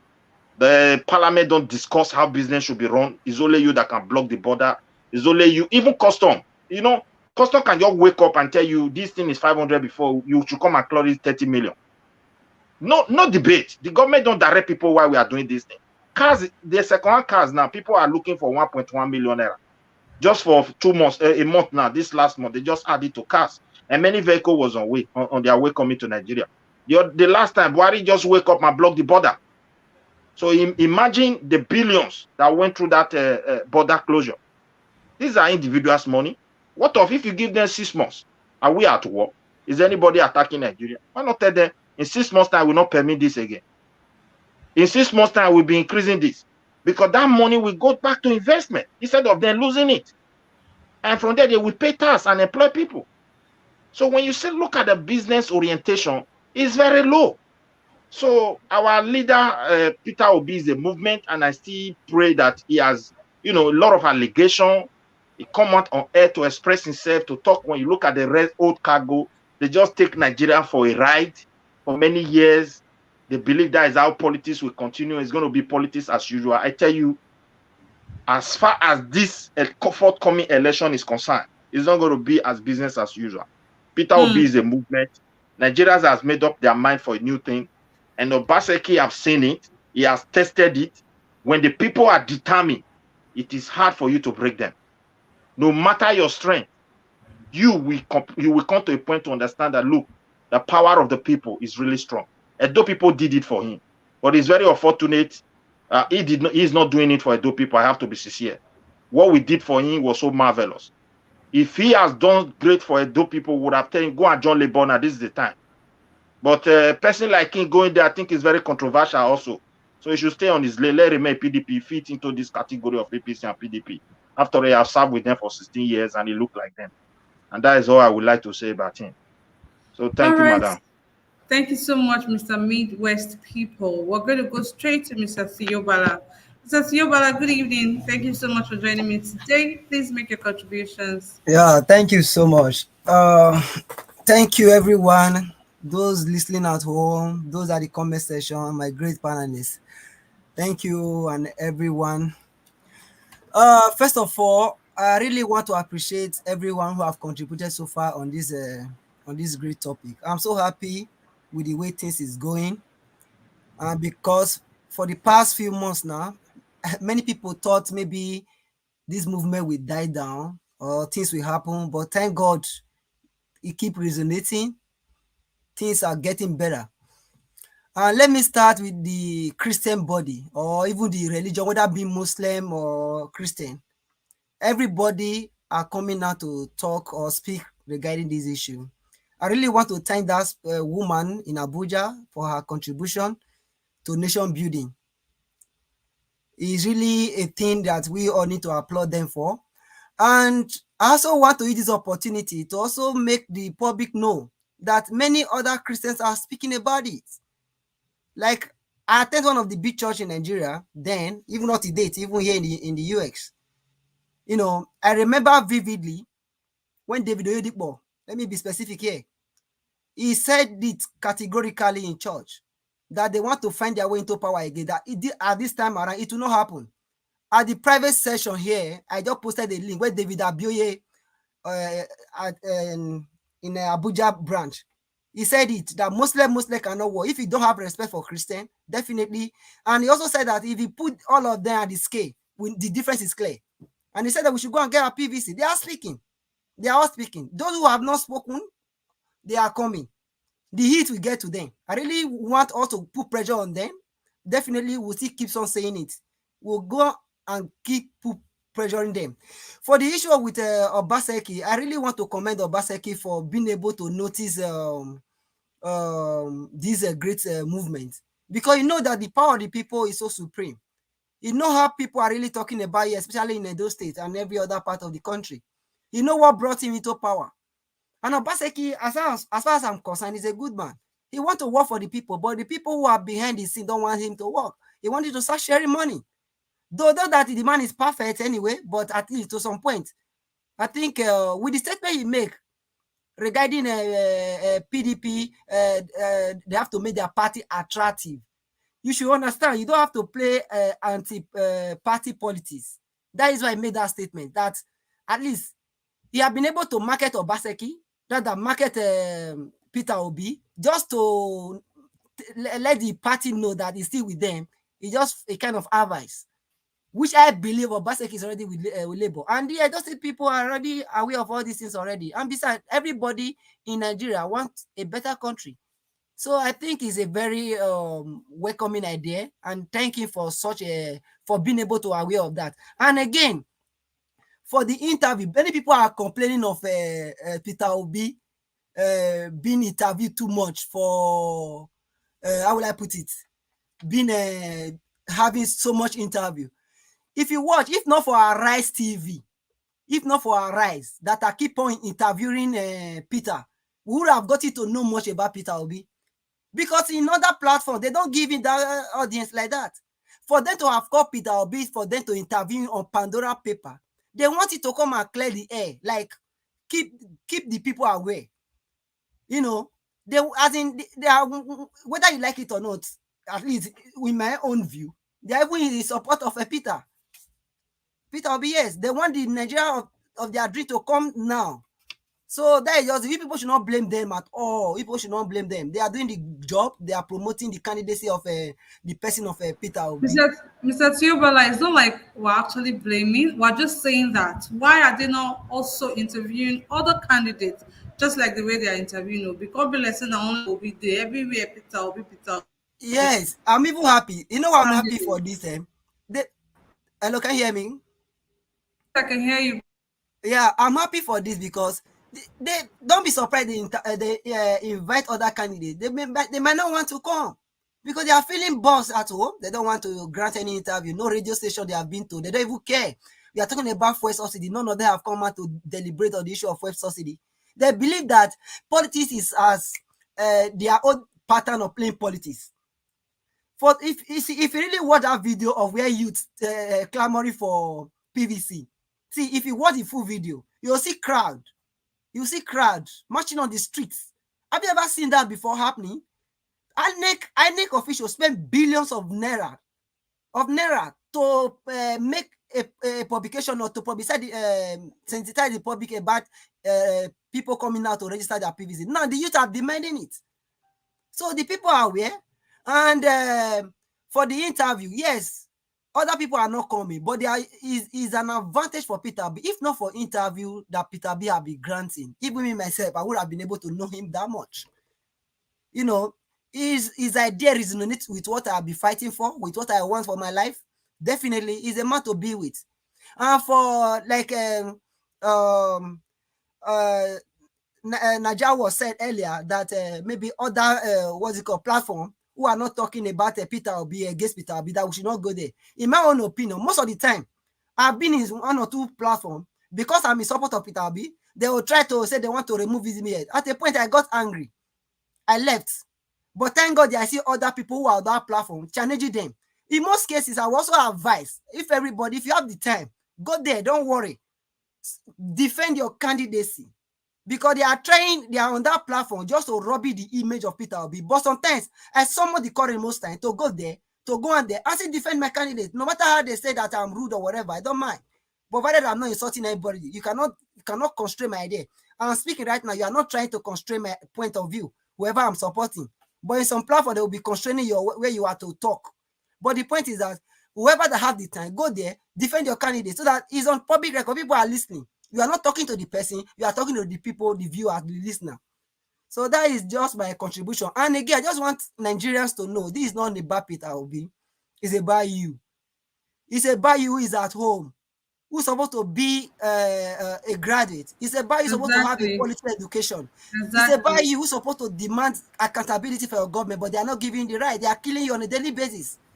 People are being killed on every day. This government don't have time for us. They don't care about you.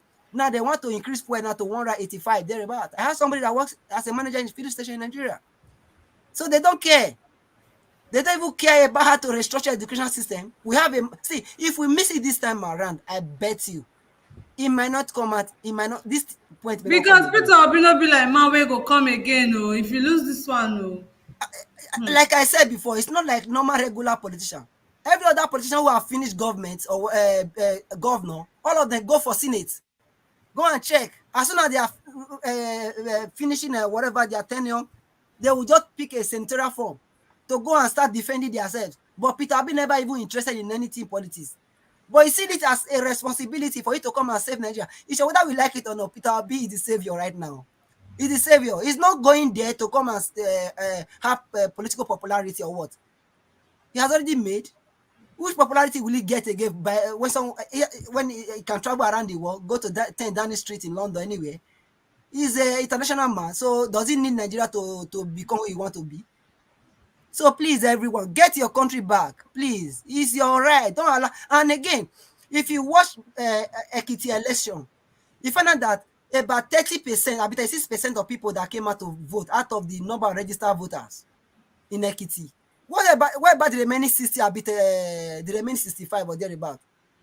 So these are the people that are waiting for Peter Obi. These are the people that see what is coming. It's an explosion. People don't know. I'm feeling it in my heart right now.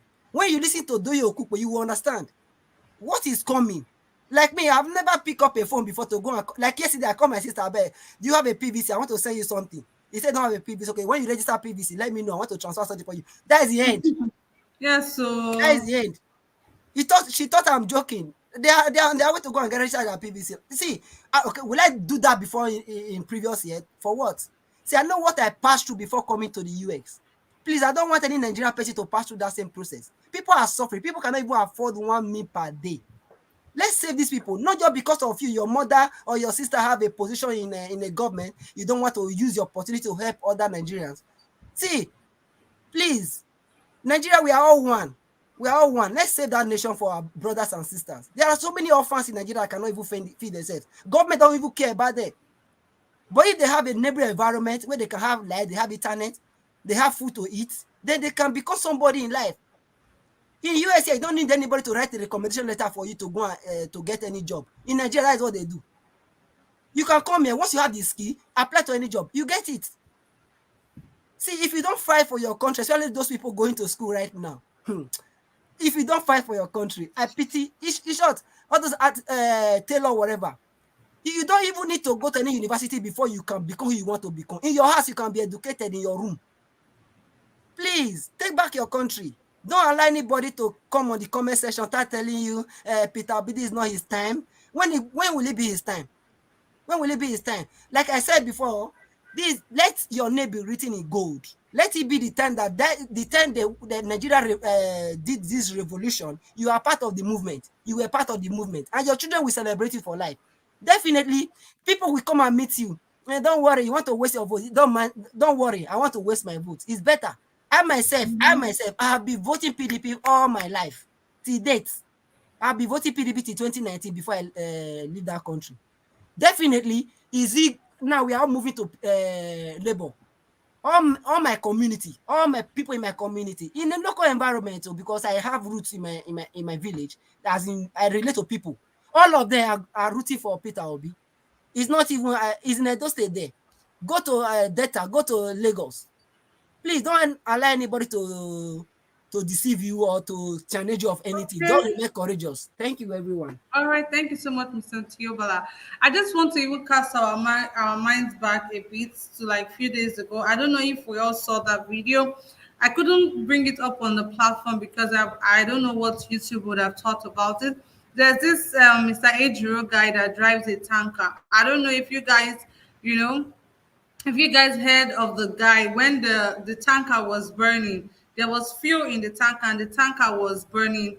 This guy had to tell his staff or whoever it is that was sitting in the truck with him that, boy, calm down, I will handle this. Now only you say, this tanker they burn, I'm seeing community for everywhere. If I leave this tanker now, this tanker will explode and a lot of people will die.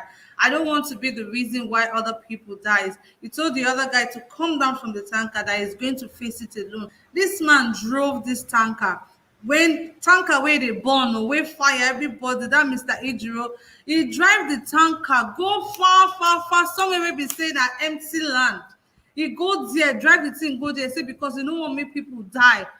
Immediately he came out of the tanker after driving into that spot. Like few minutes later, few seconds later, the tanker exploded. Not be until person wear cape before we call am superhero. Mr. Ejiro, that man is a superhero. I'm so sorry, guys, I have to digress a bit. But nobody has even come out to address this. You know, they've posted this guy on all social media platforms, Arise and everything. The man even talks, he doesn't want any honor or anything. All he wants is another tanker to be able to provide for himself and his family.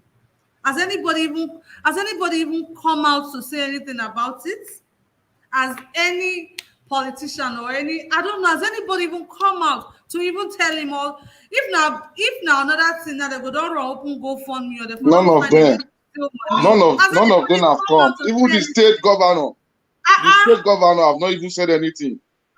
Has anybody seen somebody where do But the House of Senate have said something now. They are just a local government chairman. Yeah, they want to make him a national hero. That is what they said. To replace his truck? Have they been able, because the guy came out and he was talking that he really badly needs another truck to be able to provide for himself and whole his family. truck. He said they want to give him one whole truck that is Have that they has given parked. it to him? Have they given it to him? I don't think they have given it to him. That is what we're saying. This is They never give it to him. That doesn't really cost so much, guys. Doesn't really cost so much. It's just heartbreaking as to the kind of things we prioritize in this part of the world. It's just really heartbreaking. Anyways, I'm just going to move straight to Mr. Model. Mr. Model, good evening. Thank you for joining us today. Please unmute your mic and make your contributions. Yeah, good evening. Good evening. Thank you very much. Yeah, Thank you, Mr. yeah, I was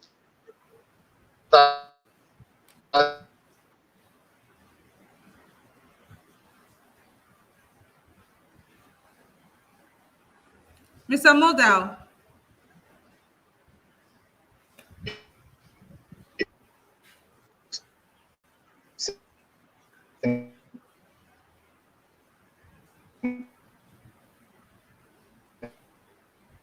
I think he's battling with his network. Mr. Model. Okay, NEPA don't see light. Power holding don't strike. We have Mr. Ejiro here. Mr. Ejiro, good evening. Thank you for joining us today. I hope you're not the same Mr. Ejiro. Ejiro Vrendo. Mr. Ejiro. Yeah, thank you, my sister. Thank you for having me. Thank you. I'm not the same Mr. Ejiro. I used to come seldomly on this platform, you know. Okay. Exactly. Ejiro is an old timer. Ejiro Monode. I came because you were talking about my namesake. Actually, they gave that man you're talking about in Delta State. They gave him 2 million. You know, I think the government, Delta State government, gave him 2 million, which is nothing compared to what. Yeah, you know. So for me, it's a slap on that man. I could have even advised him not to even accept that money, you know. Because the tanker that he's even requesting for now, if you look at it, I don't think it's even up to 60 million. Whereby people are buying for 100 million naira. Yes, you know, somebody that have saved lives. No big man. Lives and properties. Let me speak our Nigeria colloquial English. No big man if even come out to say, okay, my brother, for this thing where you do so, we will give you ×2 of what you even do. If they give that man 500 million, it's nothing compared to what he did. Because to save a lot of lives like that. You know, so Nigeria. And sustain injuries. Exactly. Of course. That's why we need Peter Obi. Because the mission when he do now. Peter Obi for sure now. Peter Obi issue is a game of no return, you know. So we should like my brother said, if we miss this opportunity 2023, it's gonna be a catastrophe. because 2023 is a mission that must be accomplished. And this is the time, the youth of that nation, we need to speak with one. If the people are determined, I keep saying this thing every day. If the people are determined, Peter Obi will be on that seat that day when the dice is being cast, you know. Many people will say, Peter Obi don't have a structure. Peter Obi don't do this. Peter Obi don't do that. And when he gets there, it's going to be very difficult for him to control the Senate, the Red Chamber, and House of a Rep. But let him get there first, you know, because we have to take the way Nigeria is programmed now. We have to dismantle, let me use that word. We have to dismantle that nation step by step. Because if we want to restructure Nigeria with the young ones or with the youth, because our father time is gone already. So this new generation, if we want to restructure Nigeria, we cannot restructure it once. We have to do it on a step-by-step basis, you know? So that is why, first of all, let's get the right person. Because for me, Peter Obi, fine, there's no good politician in Nigeria, but I think he has morals to some extent, you know? So we are not even voting for Labour Party. We are voting for the person. We are voting for competence. We are voting for somebody that we know that can deliver. You know, somebody that has a good morals. Somebody that can be able to tell us A is A and B is B. Because whenever Peter Obi speaks, there's one thing I've noticed about him. He will tell you, go and check my record. It's very difficult to get a politician in Nigeria that will tell you that word, go and check my record. I've never heard Tinubu say, go and check my record. The only thing Tinubu keeps saying is the way he rebranded Lagos State. The way you rebranded Lagos State, at the end of the day, you put Lagos State into your pocket. After better in Lagos, who owns it? It's Tinubu now. Every money, what Tinubu is doing in Lagos is kill and divide. If Lagos State is making 10 naira, 5 naira is Tinubu's own. You know, so somebody like that. And again, if we want to even start, let's even start with Tinubu now. Let me take a go at him. Tinubu said he is, how many years he said he is? Is he 69 or 70? With his age alone, self, that he did not even declare to the public. We're not talking about his head now. With his age alone, you know that man is a blatant liar. He's just coming to do, like the VP said, Osibajo said, he's coming to continue from where Buhari stopped. So people like that, they are dangerous. Because right now, the stage Nigeria is now, the country is boiling. Any little flame, the country is going to catch fire. You know, we are in that peak now. So we need somebody that can stabilize the situation. And that is where Peter Obi fall into, you know. So the man has not even started. Look at what happened the other day. He went to Egypt. He's already hitting the ground running to set the record straight. Because if we must get Nigeria right, if we must get things right in that country, power is one of the 10. Electricity, you know. So he knows what he's up to. It's not like he's a dummy, he's a stranger. He's somebody that have been in the system and he knows the decays of the system. So somebody like that, I think we better entrust that country into his hand and let God lead him from there. Thank you. All right, thank you so much, Mr. Ejiro. Our time is already fast spent, but I'm just going to give the people that just came now some minutes for them to make their contributions on everything we'll be talking about today. First, we have Comrade Chidi. Comrade Chidi, good evening and thank you for joining us today. Please go ahead and make your contributions, please. Yeah, hello everyone. I mean, I just barely joined and I didn't know this program was going on. Can you hear me? Loud and clear. So, but the thing is that I don't even know what the bone of contention here. I don't know what are we deliberating on. Maybe I could just. Okay, I'm just going to give you a wrap of everything that we're talking about so far so you can make your contribution. So Ned Nwoko said Peter Obi is not ready to be president.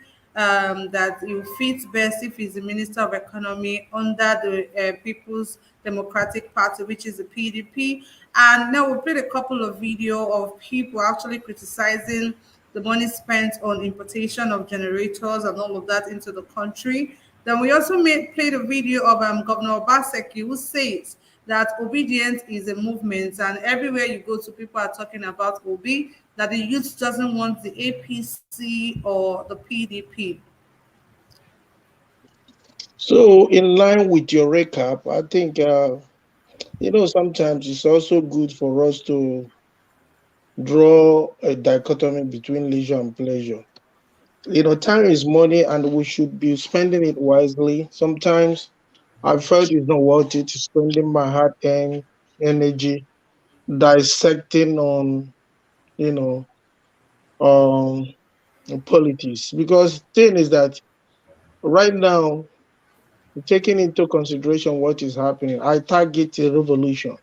It has never been before. It's not like P2B has not been there. It's just that the political nomenclature has not really, the wind has not, it has not been blown the way we are seeing it now. It's like, when something want to happen, it's not even P2B. P2B has been there. It has been the name, but, look like something is hidden. And now, like, there's something is being triggered. And some persons are now beginning to see what they have not been seeing before. And thank God he's making himself available to be in the forefront to champion this cause. Ned Nwoko, so sometimes, okay, look at who you're calling Ned Nwoko. So what are his antecedents? Sometimes these people just want to gain unnecessary relevance. Why will I come now and start? Who is Ned Nwoko? What are his what morality? What's the rationale behind his postulations? I don't want to worry myself. Who understand everything? It's really touching them, because not only that Peter B is making himself available to lead this struggle, he's telling Nigeria what they have not been privileged to know. And like somebody said, he's saying, okay, I have a pass, go and investigate. I took my time. We're from the same side, but I was reluctant because I didn't want to be driven by emotions. And I took my time. And before I arrived to that logical conclusion, and I can categorically and even authoritatively tell you that is the man to beat. They are unstable. The big wigs are unstable. They are jittery. There's a new wave. There's a new dimension. So all these trajectories and narratives you see that are being powdered and pushed around within the social media platforms are just, like it's like liking it like a drowning man. They just want to hang on something. That's why I was reading something on Twitter. I forgot it because I pay no less attention, because they're just trying to see how they can just peddle something and get Nigeria abused before you know P2B's reputation will start diminishing. But unfortunately, it's not happening. Who is Ned Nwoko? Why will I spend my time? Just like somebody was saying what Chris Oketi said, P2B and other presidential should come down.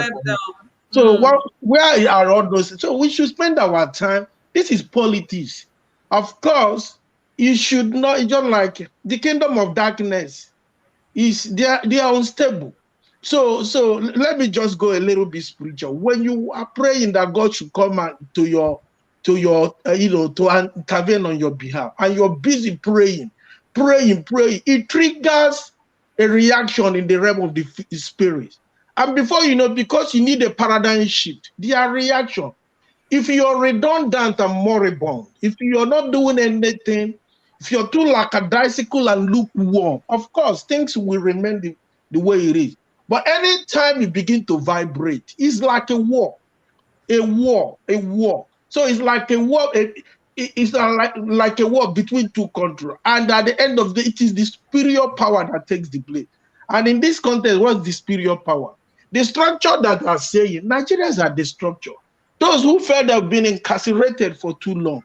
Those the downtrodden, those who barely don't know where the next meal will come from, are the structure we are talking about here. Okay, thank you so much, We should Comrade. not let this opportunity. My only worry again is going to be, because yesterday I was somehow disenchanted when I was reading a rebuttal from the INEC education, whatever, I don't know, when he was saying that the what do they call it? What is it again? About Can you please just wrap it up because our time is already Well, fast. that's going to be my take. I mean, we should spend our time on something that is very that will help us. Let us focus on how we can, push this narrative forward and see what we're going to make about it. Thank you. Thank you so much, Comrade. I can see Mr. Machiavelli is here with me. Thank you so much, Mr. Machiavelli, for joining me.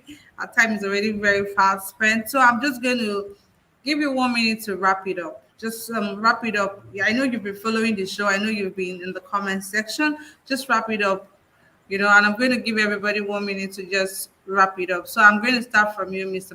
Machiavelli.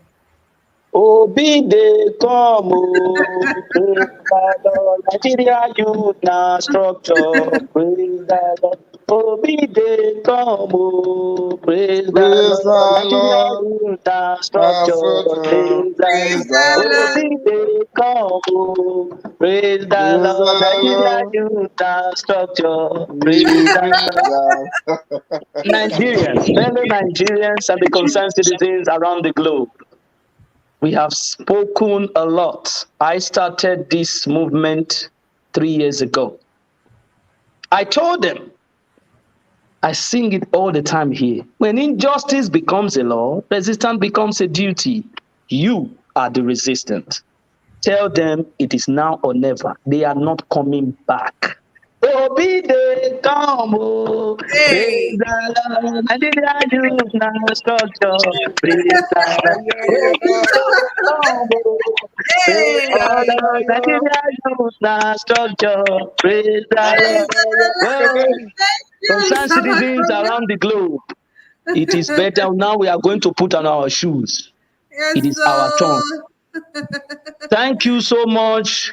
Please always subscribe. Don't believe on those social media people that are trying to convince you. They have nothing to write home about. All right. Thank you so much. Focus on your dream. Mr. Machiavelli. God bless the Federal Republic of Nigeria. Thank you. Amen. Enter studio. Make it to me enter studio. We release this jam. Make all of us they gyrate, they vibrate to the song. Anyways, I'm gonna go straight to Mr. Igbe. Mr. Igbe, please round it up. Everything you've been saying, just round it up, please. Thank you, my dear, for a second chance. Machiavelli, God bless you for that music. Obi they come. Obi na rock, according to Sister Rita. Bomba to bomba. Obi the rock. Obi kererenke. Obi kererenke. We move. Those are in the fence. Come down from the fence and join the movie train. Let us move forward, please.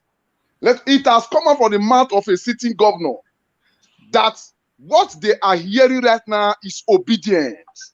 They no longer hear APC, they no longer hear PDP. They don't care for party. What they care, what the people is saying is obedience. They need person that we take them away from this Egypt. So please, everybody should try. Let us stand firm. Let us not be moved. And especially those are, because some people are still believing that there's not going to be an election in 2023. So people are still standing on the ground that I will not mention here. But those kind of broadcast, those kind of station who are still broadcasting, even against their people. Like one person said, I think it was one person said before in this our platform that the Igbos should remain, they should stay where they are. That with the rest other people will vote for Obi. I think that was when we were, coming up at looking at the state of every, aspirant then before the primaries election. So those who do not still believe that we are moving to the promised land, they should be where they are. But my advice is this: on that very day, we will come out and give them hand to come down from the fence where they are to enjoy a good Nigeria with us. Thank you and good night, everybody. Thank you so much, Mr. Igbe. Obi dey come, oh, praise the Lord. Thank you so much. We're going to go straight to Mr. CM. Mr. CM, please just wrap it up, please. Mr. CM. Fellow panelists, where's my distance? Sorry. Please just wrap it up. Okay. What I would like to say, can you hear me now? Yes. Okay. And rounding up, what I would like to say is I think the first thing to do is to warn INEC, like Okadibo will say, to warn INEC to be good neighbors to Nigerians. I do not see why a body whose constitutional duty or function or role is to conduct the election on the day of the election and before then and after it. I do not see what INEC is doing other than to conduct the election to issue PVC as part of conducting an election. It's like Central Bank of Nigeria. Their job, if I remember my ordinary level economics, they have to issue the nation's currency. The job of issuing currency belongs to the central bank. No other bank can do it if they did not do it. So nobody can give himself INEC a voter's card, PVC. It is for INEC to do it. Now, on that single role, they are failing Nigerians. What this tells me is that because people think that rigging an election is when you go on the day of the polling of the election and you snatch ballot box, or when you count like we used to see some photos, some video clips in the north, 1, 2, 3, 20, 75, then 78, 79, 80, 202. They keep counting that way. What INEC is trying to do is to rig the election before it will even start. I do not see why. Before they said the youths, electional party, voter party, people should come and vote. In those days in Anambra, 2016, 2014, then 2020, people weren't interested in voting. 2018, they said, oh, people should come out and vote. Now the Nigerian youths, they've woken up. Not really because they want to wake up, but the suffering and the rejection has taught them a lesson, and they are saying now or never. So it is in the interest of INEC. I'm not calling for any mass action. Of course, I won't do that. But I know somebody who works with INEC or even one of their heavyweights, maybe perchance listening to us, they had better perform their duty. If there are no people to help them, people can volunteer. They could use one of those people as ad hoc staff, those that came to register about 3 or 4 or 5 or 10, and then use them as ad hoc staff, tell them to come back tomorrow. You pay them off on a daily basis. Sorry, Mr. CM. Sorry. Very, very sorry, please. Notification reaching me now that INEC, the court is urging INEC to extend the registration date. So they are urging the right now to speak right now to extend it. Okay. Thank you, Mr. Igwe, for that. Thank you, Igwe. So it is better because normally somebody who is a youth corper is not working for INEC. He's only serving his fatherland. But INEC use them as ad hoc staff to conduct the election. Though our professors rig election for illiterates, but they were employed first of all as university professors by a given university. Now they decide to use them. INEC will now engage them. So why can't INEC use those people that are all over the place waiting to register? Register like first 20 and tell them tomorrow we need you here. You pay them off every day. That's all. And then the thing will be smooth. That is just we call it something like seasonal staff you have all over Europe, maybe during agricultural harvest or in those days in UK. If you during Christmas time, a lot of mails and postcard and Christmas greeting cards. So the post office will engage you for 2 weeks. Students always do all those things. So INEC should try because they hold the key now. What they call free and fair election. I'm seeing a situation that of NSAS was a case of people gather celebrating. I'm not calling for INEC staff to be dealt with, but they must know that, this provocation, it That's must have its own limit. So INEC, that's why I'm telling them, devoting this time for them. They should do whatever is humanly possible. In fact, talking about the extension of deadline, Doyo Okupe, the Director General of P2B campaign, said, according to the electoral law, in fact, let me use this opportunity to ask Niger Watch if it's possible, because I know Nigerian Constitution is online. I have a copy. I downloaded it. If anybody can see Electoral Act, let them make it available. So that, because Okupe said, by law, INEC should not stop registering people until 3 months to the election date. You can't tell me somebody who turns 18 in August or July cannot vote next year. Somebody who turns 18 even in October or maybe September cannot vote. So the idea to what INEC is doing is disenfranchising Nigerian youth through the back door, and that will never augur well for them unless they wake up now. Otherwise, thank you. Okay. Thank you very much, Mr. CM. I think that's a very great point that you just pointed out there. We're appealing to INEC. Please do all you can within your powers. Make sure your machines are working. Make sure that when people come out to go get their PVCs, you guys are readily and waiting for them to come get their PVCs. Please, the crowd is just too much. You guys do something about it. This is a plea to all of you. Please, guys, do something about it. Thank you very much. We're going to go straight to Mr. Murray. Mr. Murray, please round up everything that you've said so far. Thank you. Your 1 minute starts now. Mr. Murray. Yeah, I'm here. Can you hear me? I can hear you now loud and clear. Please go ahead and make your summary. Yeah. Thank you, my beautiful sister. Thank you for your wonderful moderation. I just want to be brief here. Don't have a lot of things to say. Yeah, I want to say thank you once again. And INEC, just a rebuttal to what that gentleman said, Mr. Akibi. INEC, they have not gotten they have not, no ruling as per the extension yet. Serap went to court to put an injunction on the proposed deadline of 30th of this month. So that with that injunction could possibly lead to an extension. We are waiting. We are putting our fingers crossed. I hope they do. And on the constant invitation of Obi to media, it's a plus for us. We have the two ingredients. You must win election in any way, whether Nigeria or anywhere. The 3 M's, they are membership, concentrated membership, devoted membership, number 1 M. Number 2 is the media. And number 3 is money. You cannot wish away any of these M's. And which the other one is the most powerful of this all is unbiased umpire, which is the INEC in this case. So, having said that, there's a saying by our politicians. I want to make a particular reference to Amechi. He said they are not accountable for us. They are stealing our money because we have not started stoning them. Now, Nigerians, the masses, the downtrodden, the oppressed of the Nigerian masses have woken up from their slumber. What you are seeing right now is a divine intervention. It's like the stone in the house of David. We have started stoning them. We are ready to stone them now, but not with granite, but with our PVC.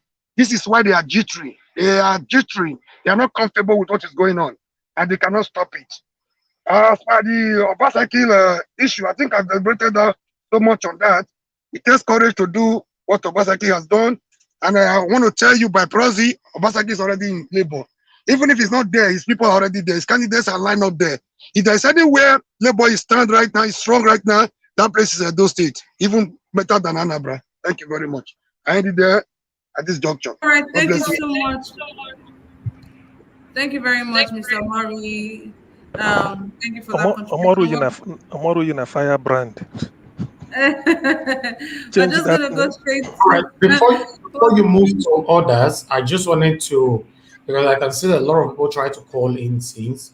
I want to let the callers, our spectators right now, to know that we can take up to 10 calls this evening. Okay, so in case you want to call in during the time I'm here right now, during the time our panelists are leaving their final statement on this broadcast.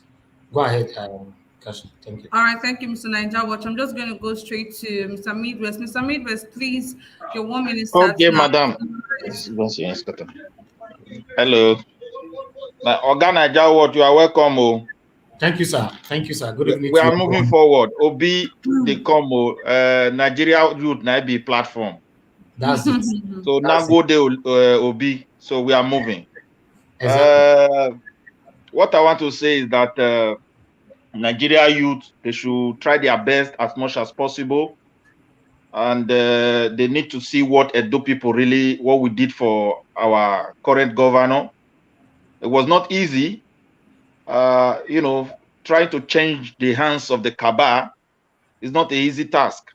But when the people are determined, it becomes easy.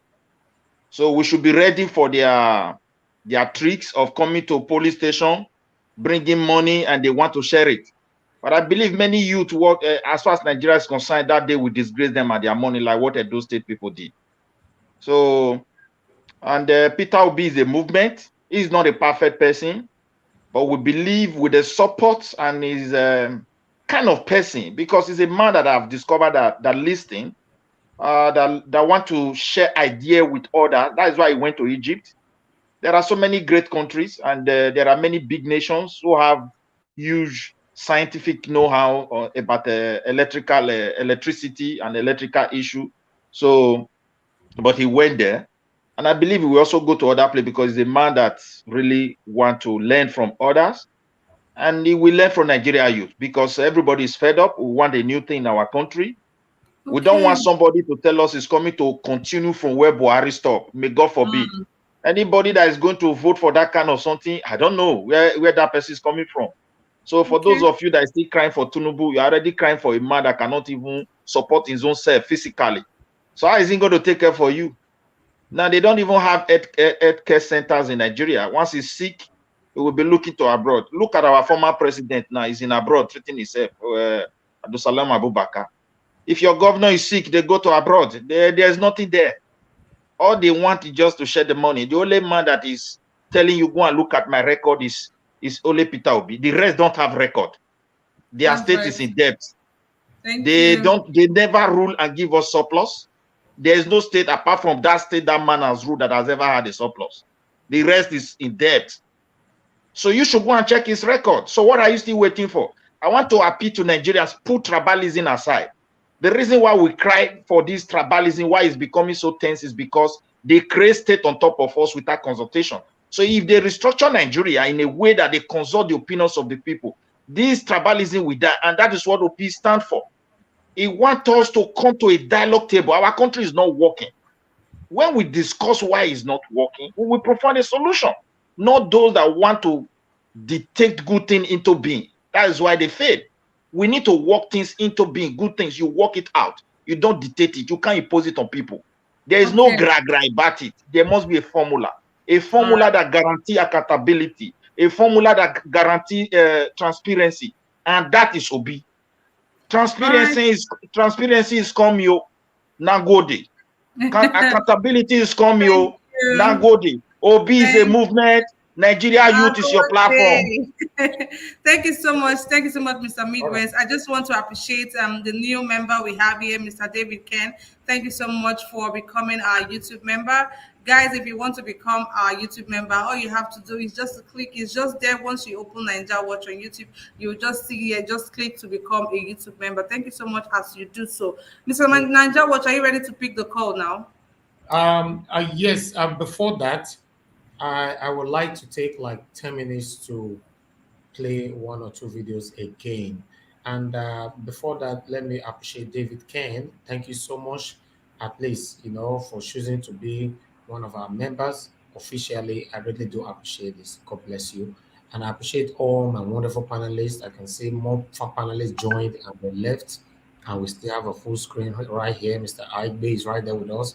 Mr. CM is with us. Mr. Moroye is with us. Mr. Midwest Republic, Midwest people is with us. Tio Bala is with us. Ejiro, Comrade Chidi, and Odile. Thank you very much, my people. God bless every one of you. And for those of you on the comment section, I appreciate every one of you so much. And those of you watching us that are not on the comment section or neither on the screen. I appreciate every one of you. Thank you, thank you, thank you, thank you. I would like us to listen to this. And that Obaseki's video again, that will be the last video I will replay again, because that video, as in the plan, it is sweet me. So let's just watch what Obi have to say here before we round up. He just come from the blues. We left Ruben, whom we know where he stands, and all of a sudden, we go and take Ruben's brother, John and Betty, we never heard from, and he comes and starts at that stage. He didn't promise you anything. He didn't say anything, because we're avoiding Ruben, whom we know he stand. And people say, "Oh, Peter, your problem in Anambra State is that people suffered when you were there.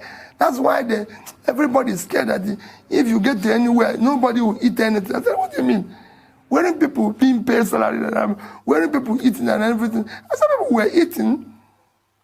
Those who suffered, or those who wanted to take public money for free, we didn't have money to offer anybody for free. That's why we saved." He said, "Oh, but the one you saved." I said, "I saved it because it belonged to the people of Anambra State." Since you know how to save, what about you? Why are you not putting your heart in the ring for this presidential election? No, well, let's see. Since you can run a company that, like you said, good overdraft, you run it successfully, and you always say Nigeria needs a business leader to be able to put things together and someone down there. Why is it not time for you to... Well, we're waiting to see what the party decides. Okay, so you'll be running once the No, when they decide, it is when they decide, and we'll make up our mind and say, we're going to go this direction or this direction. You don't go before the party. I'm a party man. I want to see what the party wants to do. But for me, I will never be part. I said 2023 is critical. This country is collapsing. Economically. All these things we are saying, all these are problems, you see. It's an economic problem. If you start pulling people out of poverty, you start reducing all this criminality that you're seeing today. It's happened everywhere, from Brazil to Philippines to Bangladesh to Indonesia. The more they pull people out of poverty to Vietnam, and you see it growing. You can't throw people into poverty and think you can go home and sleep. It's simple. Well, Mr. B, it appears as if this conversation is generating a lot of interest out there. People have been sending in observations and questions. Now, this person says, look, we shouldn't close the Pandora's box yet. So maybe we'll go back to the Pandora Papers and reopen it. And he's asking that, look, he knows you more as an economist, analyzing the economy, at various fora. That what business exactly do you do that you can afford to keep maybe $15 million in an offshore account? Well, I know what you do, but you never know. He asked a good question. I tell the person, let me tell you, Ruben, when I came here, I brought a few things that ordinary are personal to me. I lived in England when they introduced American Express card, platinum card. I was living in England when they introduced it. And they said 5,000 people will get it. Those 5,000 people, their card showed charter member. This is my own. Showed their charter member. Member since 1987. Can somebody use it on your behalf? No, so, I lived in England, Ruben. I know you don't need to look at it. Ruben, I lived in England when American Express introduced black card. And they said 1,000 persons will be issued with this card. I have it here, so charter member. To tell you my experience in this card, they told me to go and collect this card somewhere in Sloane Street around Harrods. I got. When I see this man, everything he talk about, either go and verify or I have it here. Go and verify, I have it here. None of these devilish parties should not come out now. Can't use concrete evidence to lock them down. they. Because all of them will think of their evil plan and they don't know how they want to lock them down. I have it here. They carry evidence for inside pocket. All evidence inside pocket. This one will carry out the waka. I have it here. Tinubu get your with them for inside pocket. Or article. Listen, guys, if we miss this time not to have Peter Obi as our president, he will pay me. Because for me, I don't feel and say, I don't already get president prospectively. where I feel communicate with at any time. Check on amongst all of them, the three horse race right now, Peter Obi, Atiku, and Tinubu. Who they grant interview like this? Somebody said earlier on that the media is biased and all that. No, they are not biased. They are helping him. They are helping him like this. Yes, please mute yourself for now. Akashi, thank you. Even the media, the mainstream media, they know the only person that we call that will listen, that will answer them immediately now will be. If these media people really want to come out now to talk to us, how many times they have tried to invite Tinubu not to listen to them, you go surprised. Because I believe he's bigger than everyone. Emilio Con, Abe, hold on. Good evening to you. Your name and where you calling us from? Good evening. My name is Nusa. I called before. So, my brother, I really appreciate you. May the Lord Almighty be with you all. And whatever you people place your hand upon this very progress, may God sanction it for us in Jesus' name. Amen. I just want to say one thing concerning what Obaseki have said. And Obaseki, when he moved, if he plan to move to Labour, you people have to screen it very well, because so that he should not work against the neighbor. Okay. One. And if you people can be able to play, there's a video that they brought to me, because before the second they play video there in Nigeria, I always see it be true. My people that are mobilized for it. So if good luck Jonathan can play for Obi, if you people can play that music, I don't know. But I wish you all the best. I wish everybody the best. Thank you, sir. God bless you, sir. Thank you, sir. Thank you. All right, my people, I would like us to listen to Governor Obaseki again before we round up. Maybe one or two person might have one or two things to say about it, because I just like that video. Playing it makes me feel good. I'm already seeing Peter Obi as my president. I just pray God Almighty let this become a reality, to put smile at least to our faces, to Nigerians. Nigerians want to be happy for once, at least. We are not happy right now. We all are only pretending. We are pretending. Nobody's happy. Even the ones that is clamoring, campaigning or whatever, shouting Tinubu and Atiku, they are not happy. They are only pretending. They are just deceiving themselves. Nobody is happy. Let's listen to Governor Obaseki again. The party, they not only couldn't win, they were not even number 2. So you can see that something is going on. And we do not want this to be a trend. The future of our politics in this country is changing. I don't know how you are, whether you are closely watching what is going on. Mm-hmm. The level of disenchantment with the existing parties. I'm sure in all our homes here, we have so many people now who call themselves obedience. So many people. I don't know whether you have them in your house. Just ask them, where are you? Which party are you for? They say obedient. Do you understand? They don't want us. They are not talking about APC or PDP.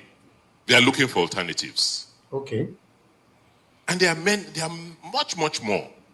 You see all of them queuing for PVCs now. They are not looking the direction of APC or PDP. Exactly. They are looking for alternatives. Which is...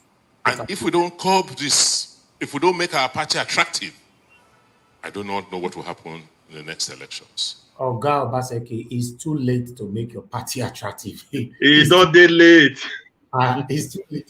Thank you, my brother. It's too late. Yes, now, how are you going to do that? It's too late. I'm sorry. The fact that Obaseki came out to say this, God, the overheat with this man for the past 2 now. Please mute yourself. Mr. Mori, please talk to us. Go ahead. Yeah, my beloved brother Elvis. you see one thing people are not getting. See, before a politician can talk like this, not even, it's not just a politician of a gubernatorial status. You know something is not, you know the camp is not settled. There's something going on. Obaseki has his own candidate in Labour already in Edo State. So they are not, PDP, they are not going to have a candidate because they are ready to continue with the war. So they will end up, if this one, Obi, wicked faction does not step down for Obaseki and the Chaibu faction, what we are going to support in Edo State are the Labour candidate. That's exactly what he's making reference to. If you look around his boys, look at the Sadakokoji, Obase, whatever. If you see their body movement, they are dancing to the tune, the music played by the master Obaseki. They are for Obi. Thank you very much. That's why we end it now. I have a lot of things to say, but it's too early to reveal them all. In the next few days, you will see more. Yes. Thank you. All right. I want everybody to have 2 minutes round again, and let's do this. All right. I will go to, I don't know. Let me start by myself with Igbe. Mr. Igbe, please. Mr. Niger Watch, Mr. Igbe already rounded up. We stopped at Mr. Midwest. The next person that was supposed to talk was Mr. Tiobala. Okay, wonderful. Mr. Tiobala, please go ahead. Use your 2 minutes now. Thank you. Yeah, thank you so much. I really appreciate everyone for coming out. We are really doing a great job here, first of all. These voices they are hearing right now, what we are saying here is a kind of pressure mounting on each and every one. You see those people in Nigeria going out massively for their PVC. It's because they are hearing your voice. It's because they see how you are commenting on different things on social media. That's what propelled them to do all these things. Because your voice matters. It matters. Whatever we are doing here on every platform, how we are defending on each, defending our candidate is very important. We are doing a great job. You are doing a great job. Thank you so much. Please, like I said before, as in, it really is a wake-up call to each and every one of us. You see every religion body right now. They are coming out. For one of the biggest church in Nigeria, one of their branch in Abuja, even second in command was speaking. I post the link on this private chat. The man was saying it publicly. There is nothing to hide again. He's a Yoruba man. He does not even want anybody. He said when you place all of them on the scale, the difference is clear. He say he cannot vote any issue. Let me not even too much dwell on that. You can go online, it's on there. The video is on YouTube everywhere. Why am I saying all these things in the sense that if all these people who are well to do are even clamoring for a change, what about you? What about your family member? If you think you are living overseas, what about your mother? What about your sister? What about your siblings that are living in Nigeria? People that was killed in our war never thought such a thing will ever happen to them. Okay, you are living abroad. You feel that okay, you are supporting your fellow tribal person. You don't even care about the Nigeria of our dream. The day will come, you will travel to Nigeria. You will not know what will happen to you. It's better we make everything right now. And we need to elect a government that will be accountable to us. A government we can channel, a government we can cry to, that will not shoot us at Lekki Gate. A government that will not put our children on strike, knowing fully where their children are schooling abroad. Go and check all of them in MIT, Harvard, Yale, Oxford. They're out there schooling. But here you are because you are there supporting them. See, they don't have your time. They don't have anything they don't even have plan for your life, for your generation. It's better we take it back ourselves. Take it back. Let's go and get our PVC. If you are living abroad, at least use your money you have to sponsor at least 1 or 2 or 3, 4, 5 candidates, person for them to go and get their PVC. Send them money for them to eat and go and stay on the queue. Okay. Thank you so much, Mr. Lanjawo. Thank you so much. I really appreciate your effort. God bless you, sir. All right, thank you. Thank you very much. Thank you very much, Mr. Tiobala. And we have Mr. Adru next. Mr. Adru, please round up everything you said so far. Thank you. Yeah, thank you very much. Thank you, Nigeria Watch, for having me again. I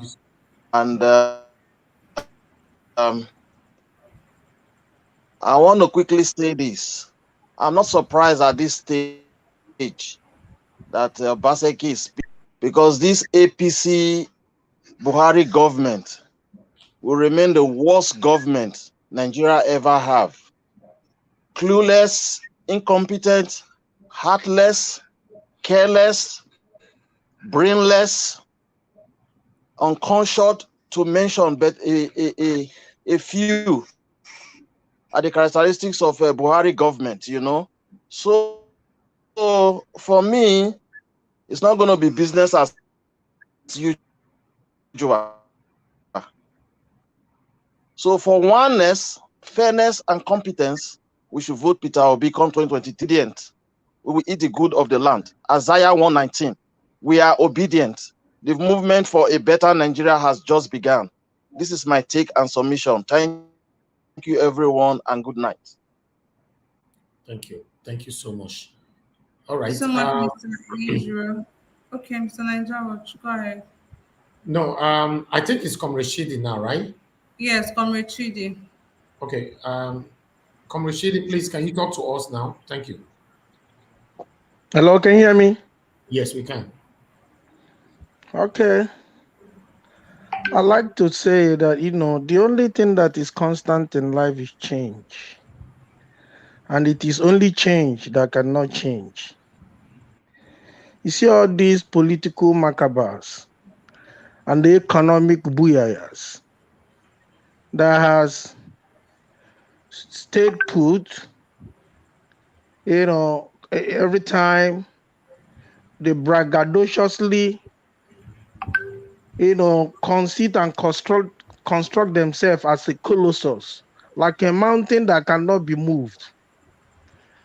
Let me quickly remind you, during my days as a non-skater, we used to sing one song, and I like to rephrase it here.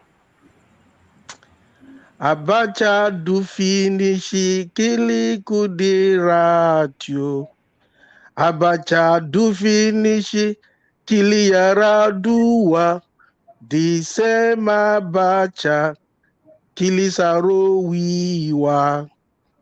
Ashawo kila bacha. What does that mean? This is our turn. They've been killing us.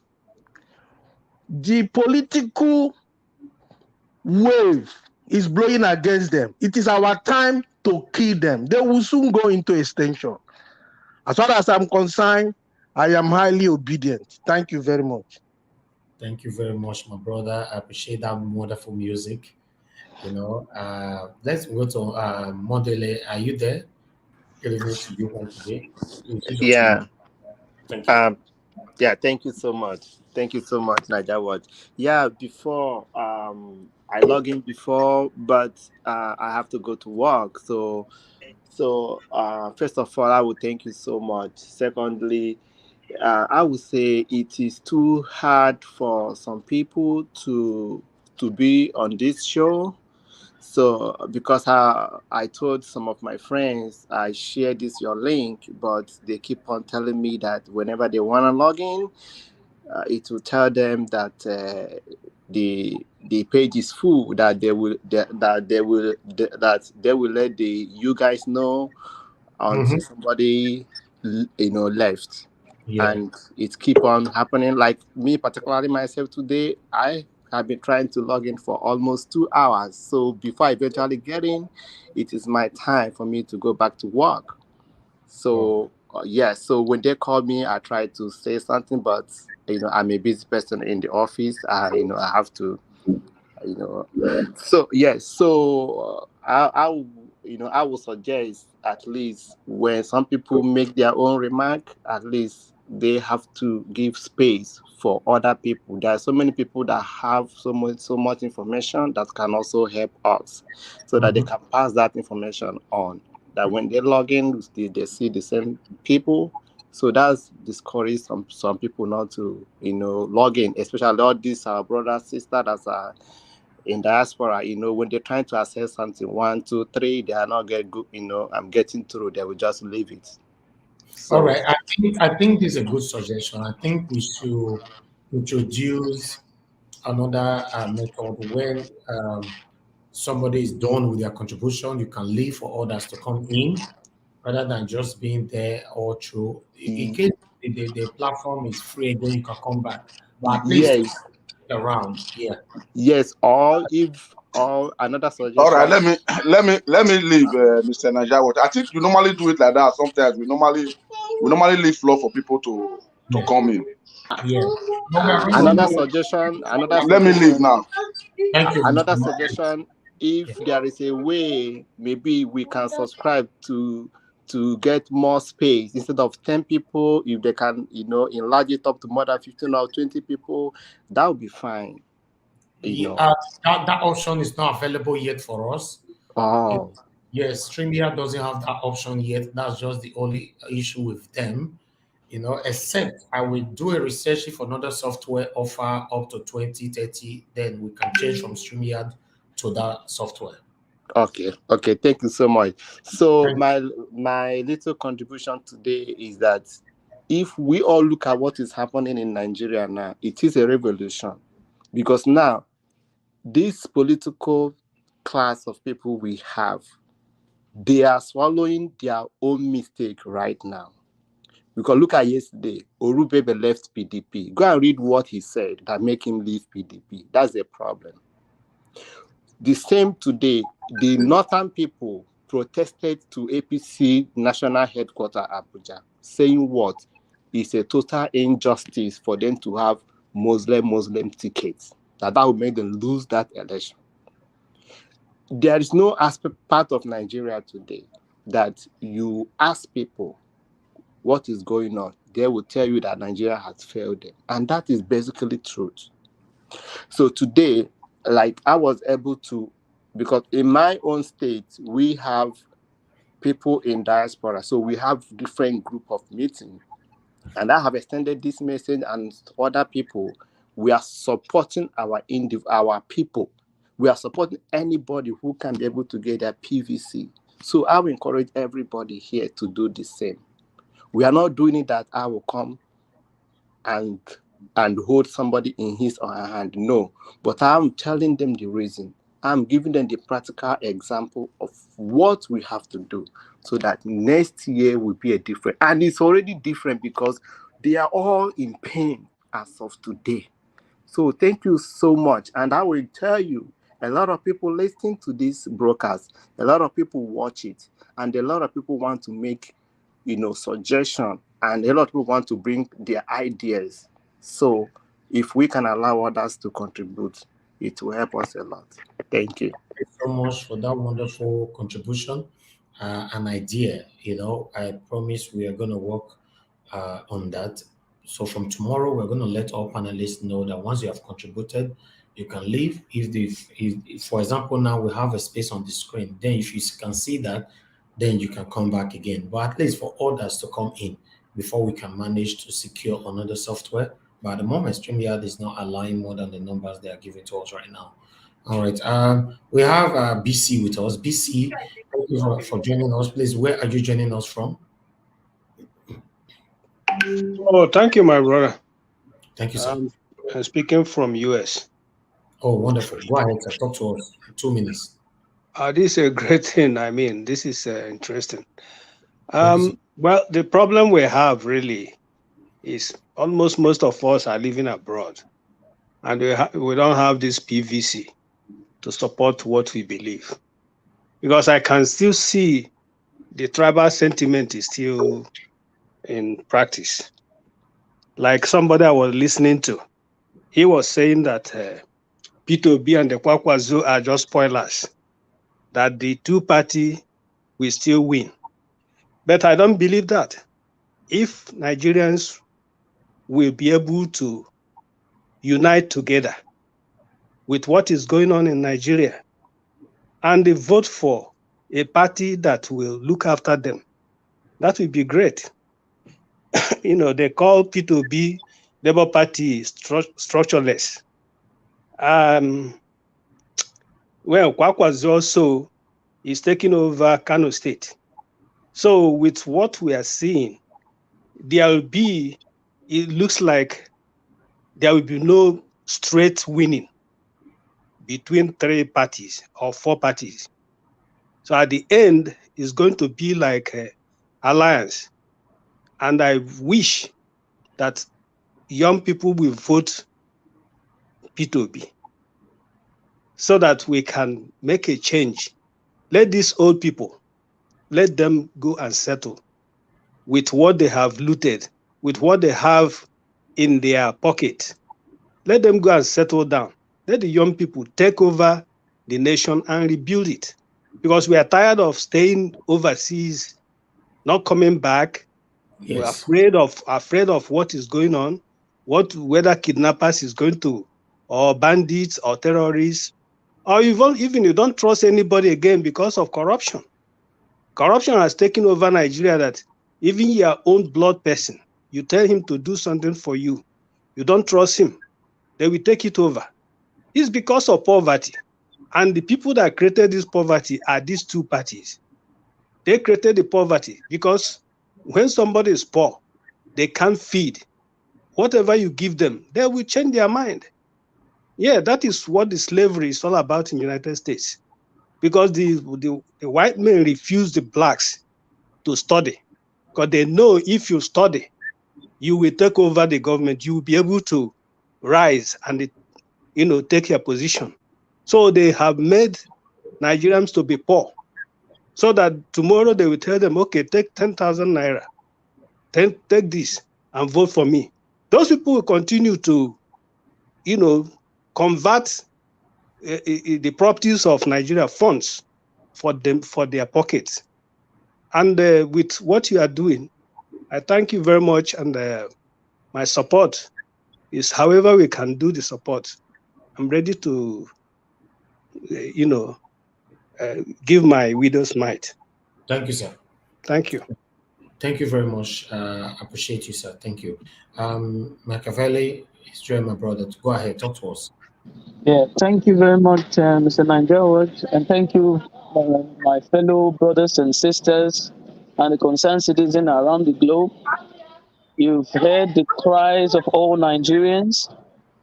I just hope that this cry can manifest into what we call happiness, that we all can be rejoiceful at the end. I want to urge all Nigerians, please don't give up. Don't buy to the ideas that people will come on their social media platforms to deceive you, trying to portray you to be the bad person. Don't key on that. Focus on what you are aiming for. Put your strength there. Place your support and believe that there is a way to the wilderness. You will get there. It's not about Peter Obi. It's about your right as Nigerians, as I always say. Please, my fellow Nigerians, don't let us fail now.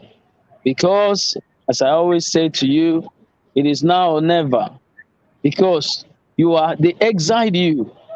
They make you run away from your country just because of how they put a system that will benefit them. But it's time to take it back to you and put the right people in government and to ensure that they give you that benefit, what democracy is. You fought for it. It is your power. It is your strength. My fellow Nigerians, I beg you once again, and with this I'll conclude, that we will continue to work hard for the benefit of all Nigerians, not for the benefit of my pocket, not for the benefit of your pocket, but for the benefit of all Nigerians. Please don't give up. Thank you very much. God bless you. Appreciate you. Thank you. Mr. Charles, please talk to us. If you're right there, good evening to you. Good evening, my brother. I'm very happy to at least, I've been following you since, but I've not been getting in. But thank God, I at the end of it, find my way. All I want to say is this. I love what Obaseki said. And it's not only Obaseki that noticed this. Every other governor, they know and they understand what is going on now. Again, I know I hear many people have been talking about Southeast now, if they will vote P2B. Let's forget about Southeast, because I know that Southeasterners, they have never in any way be part of APC, no matter however they painted it. And I know they are in pain and they are looking for a way out. Who will solve their problems? And about all Nigerians, I pray that every Nigeria, both youth, adult, everybody everybody's eyes will open, because we have suffered a lot. We cannot continue to be voting somebody who see becoming a president as his lifetime ambition, not because he want to add anything to a common man. He want to see a common man eating and going to school, living like every other person in the society. Just he see becoming a president as his lifetime ambition. We cannot support that such a man. We all listen to what one Mohammed Sanusi said concerning the three people that are aspirants that are contesting. He said one lives in Dubai every 4 years he come back and contest. After he finish, if he lose, he go back.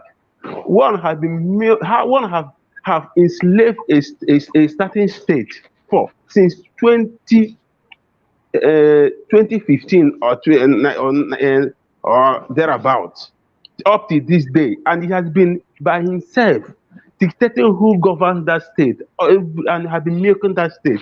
Do we still want that man? Look, Peter Obi is not like a regular politician. If we miss him this time, we should not expect him to come back next 4 years to contest, because I don't think he is not that kind of man. We should be careful. We should allow him. We should make sure that we talk to our people. I told my people, anyone who wants my money, go and get your PVC. And because I am tired of every time when you are sick, you call me, school, you call me, everything you call me. Please, that is my contribution. Thank you.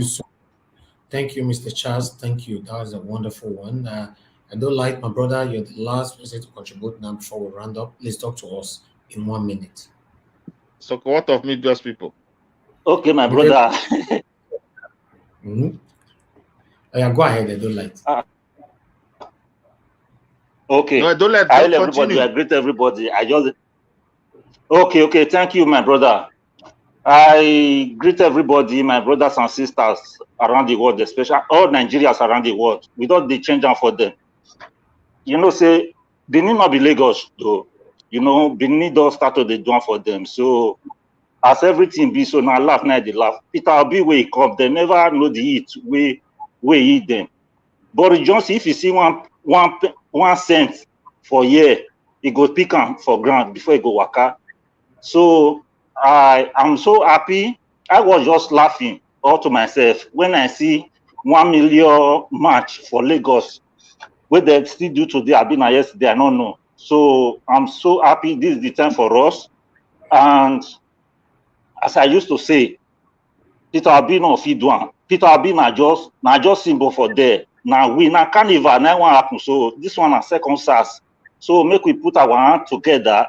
Make we do what we go fit do. Division of labor now just be this. This one not be saying now only one particular person or only one association.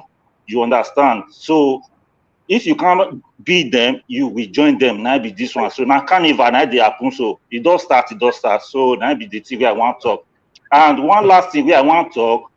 I still happy because the money where they take camp, where they take do their delegates and the form.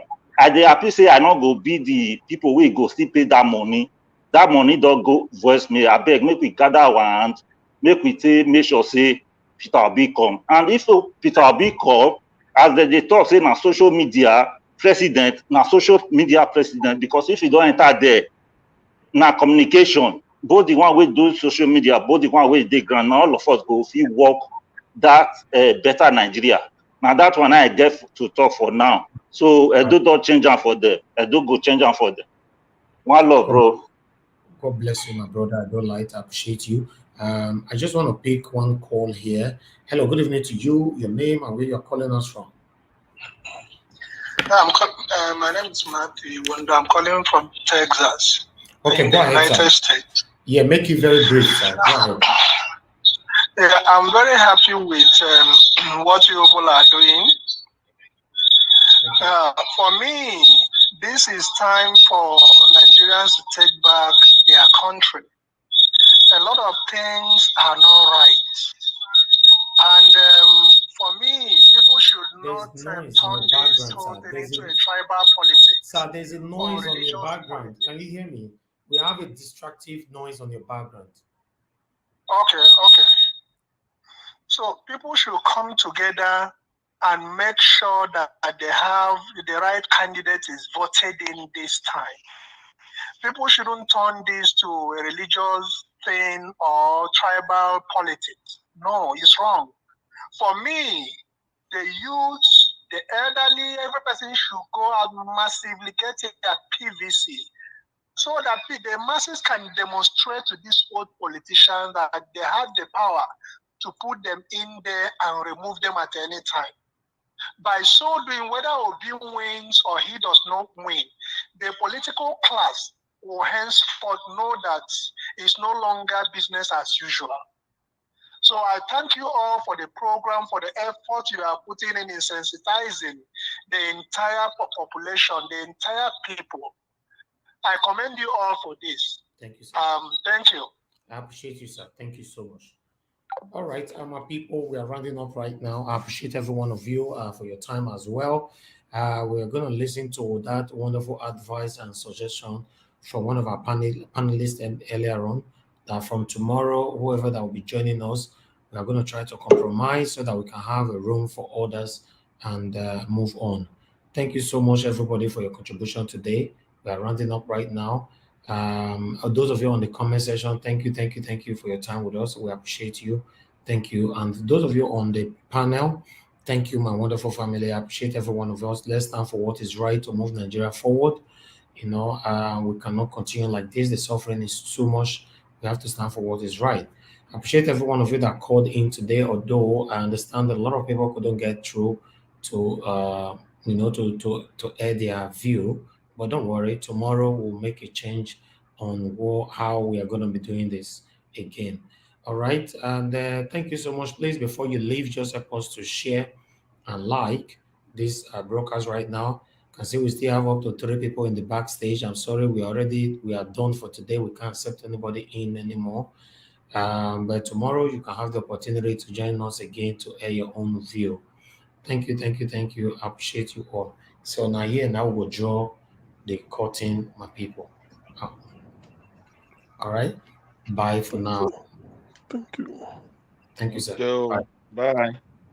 All right. Bye. Obi de come. Obo Elvis, brother Elvis, I beg, make you, brother.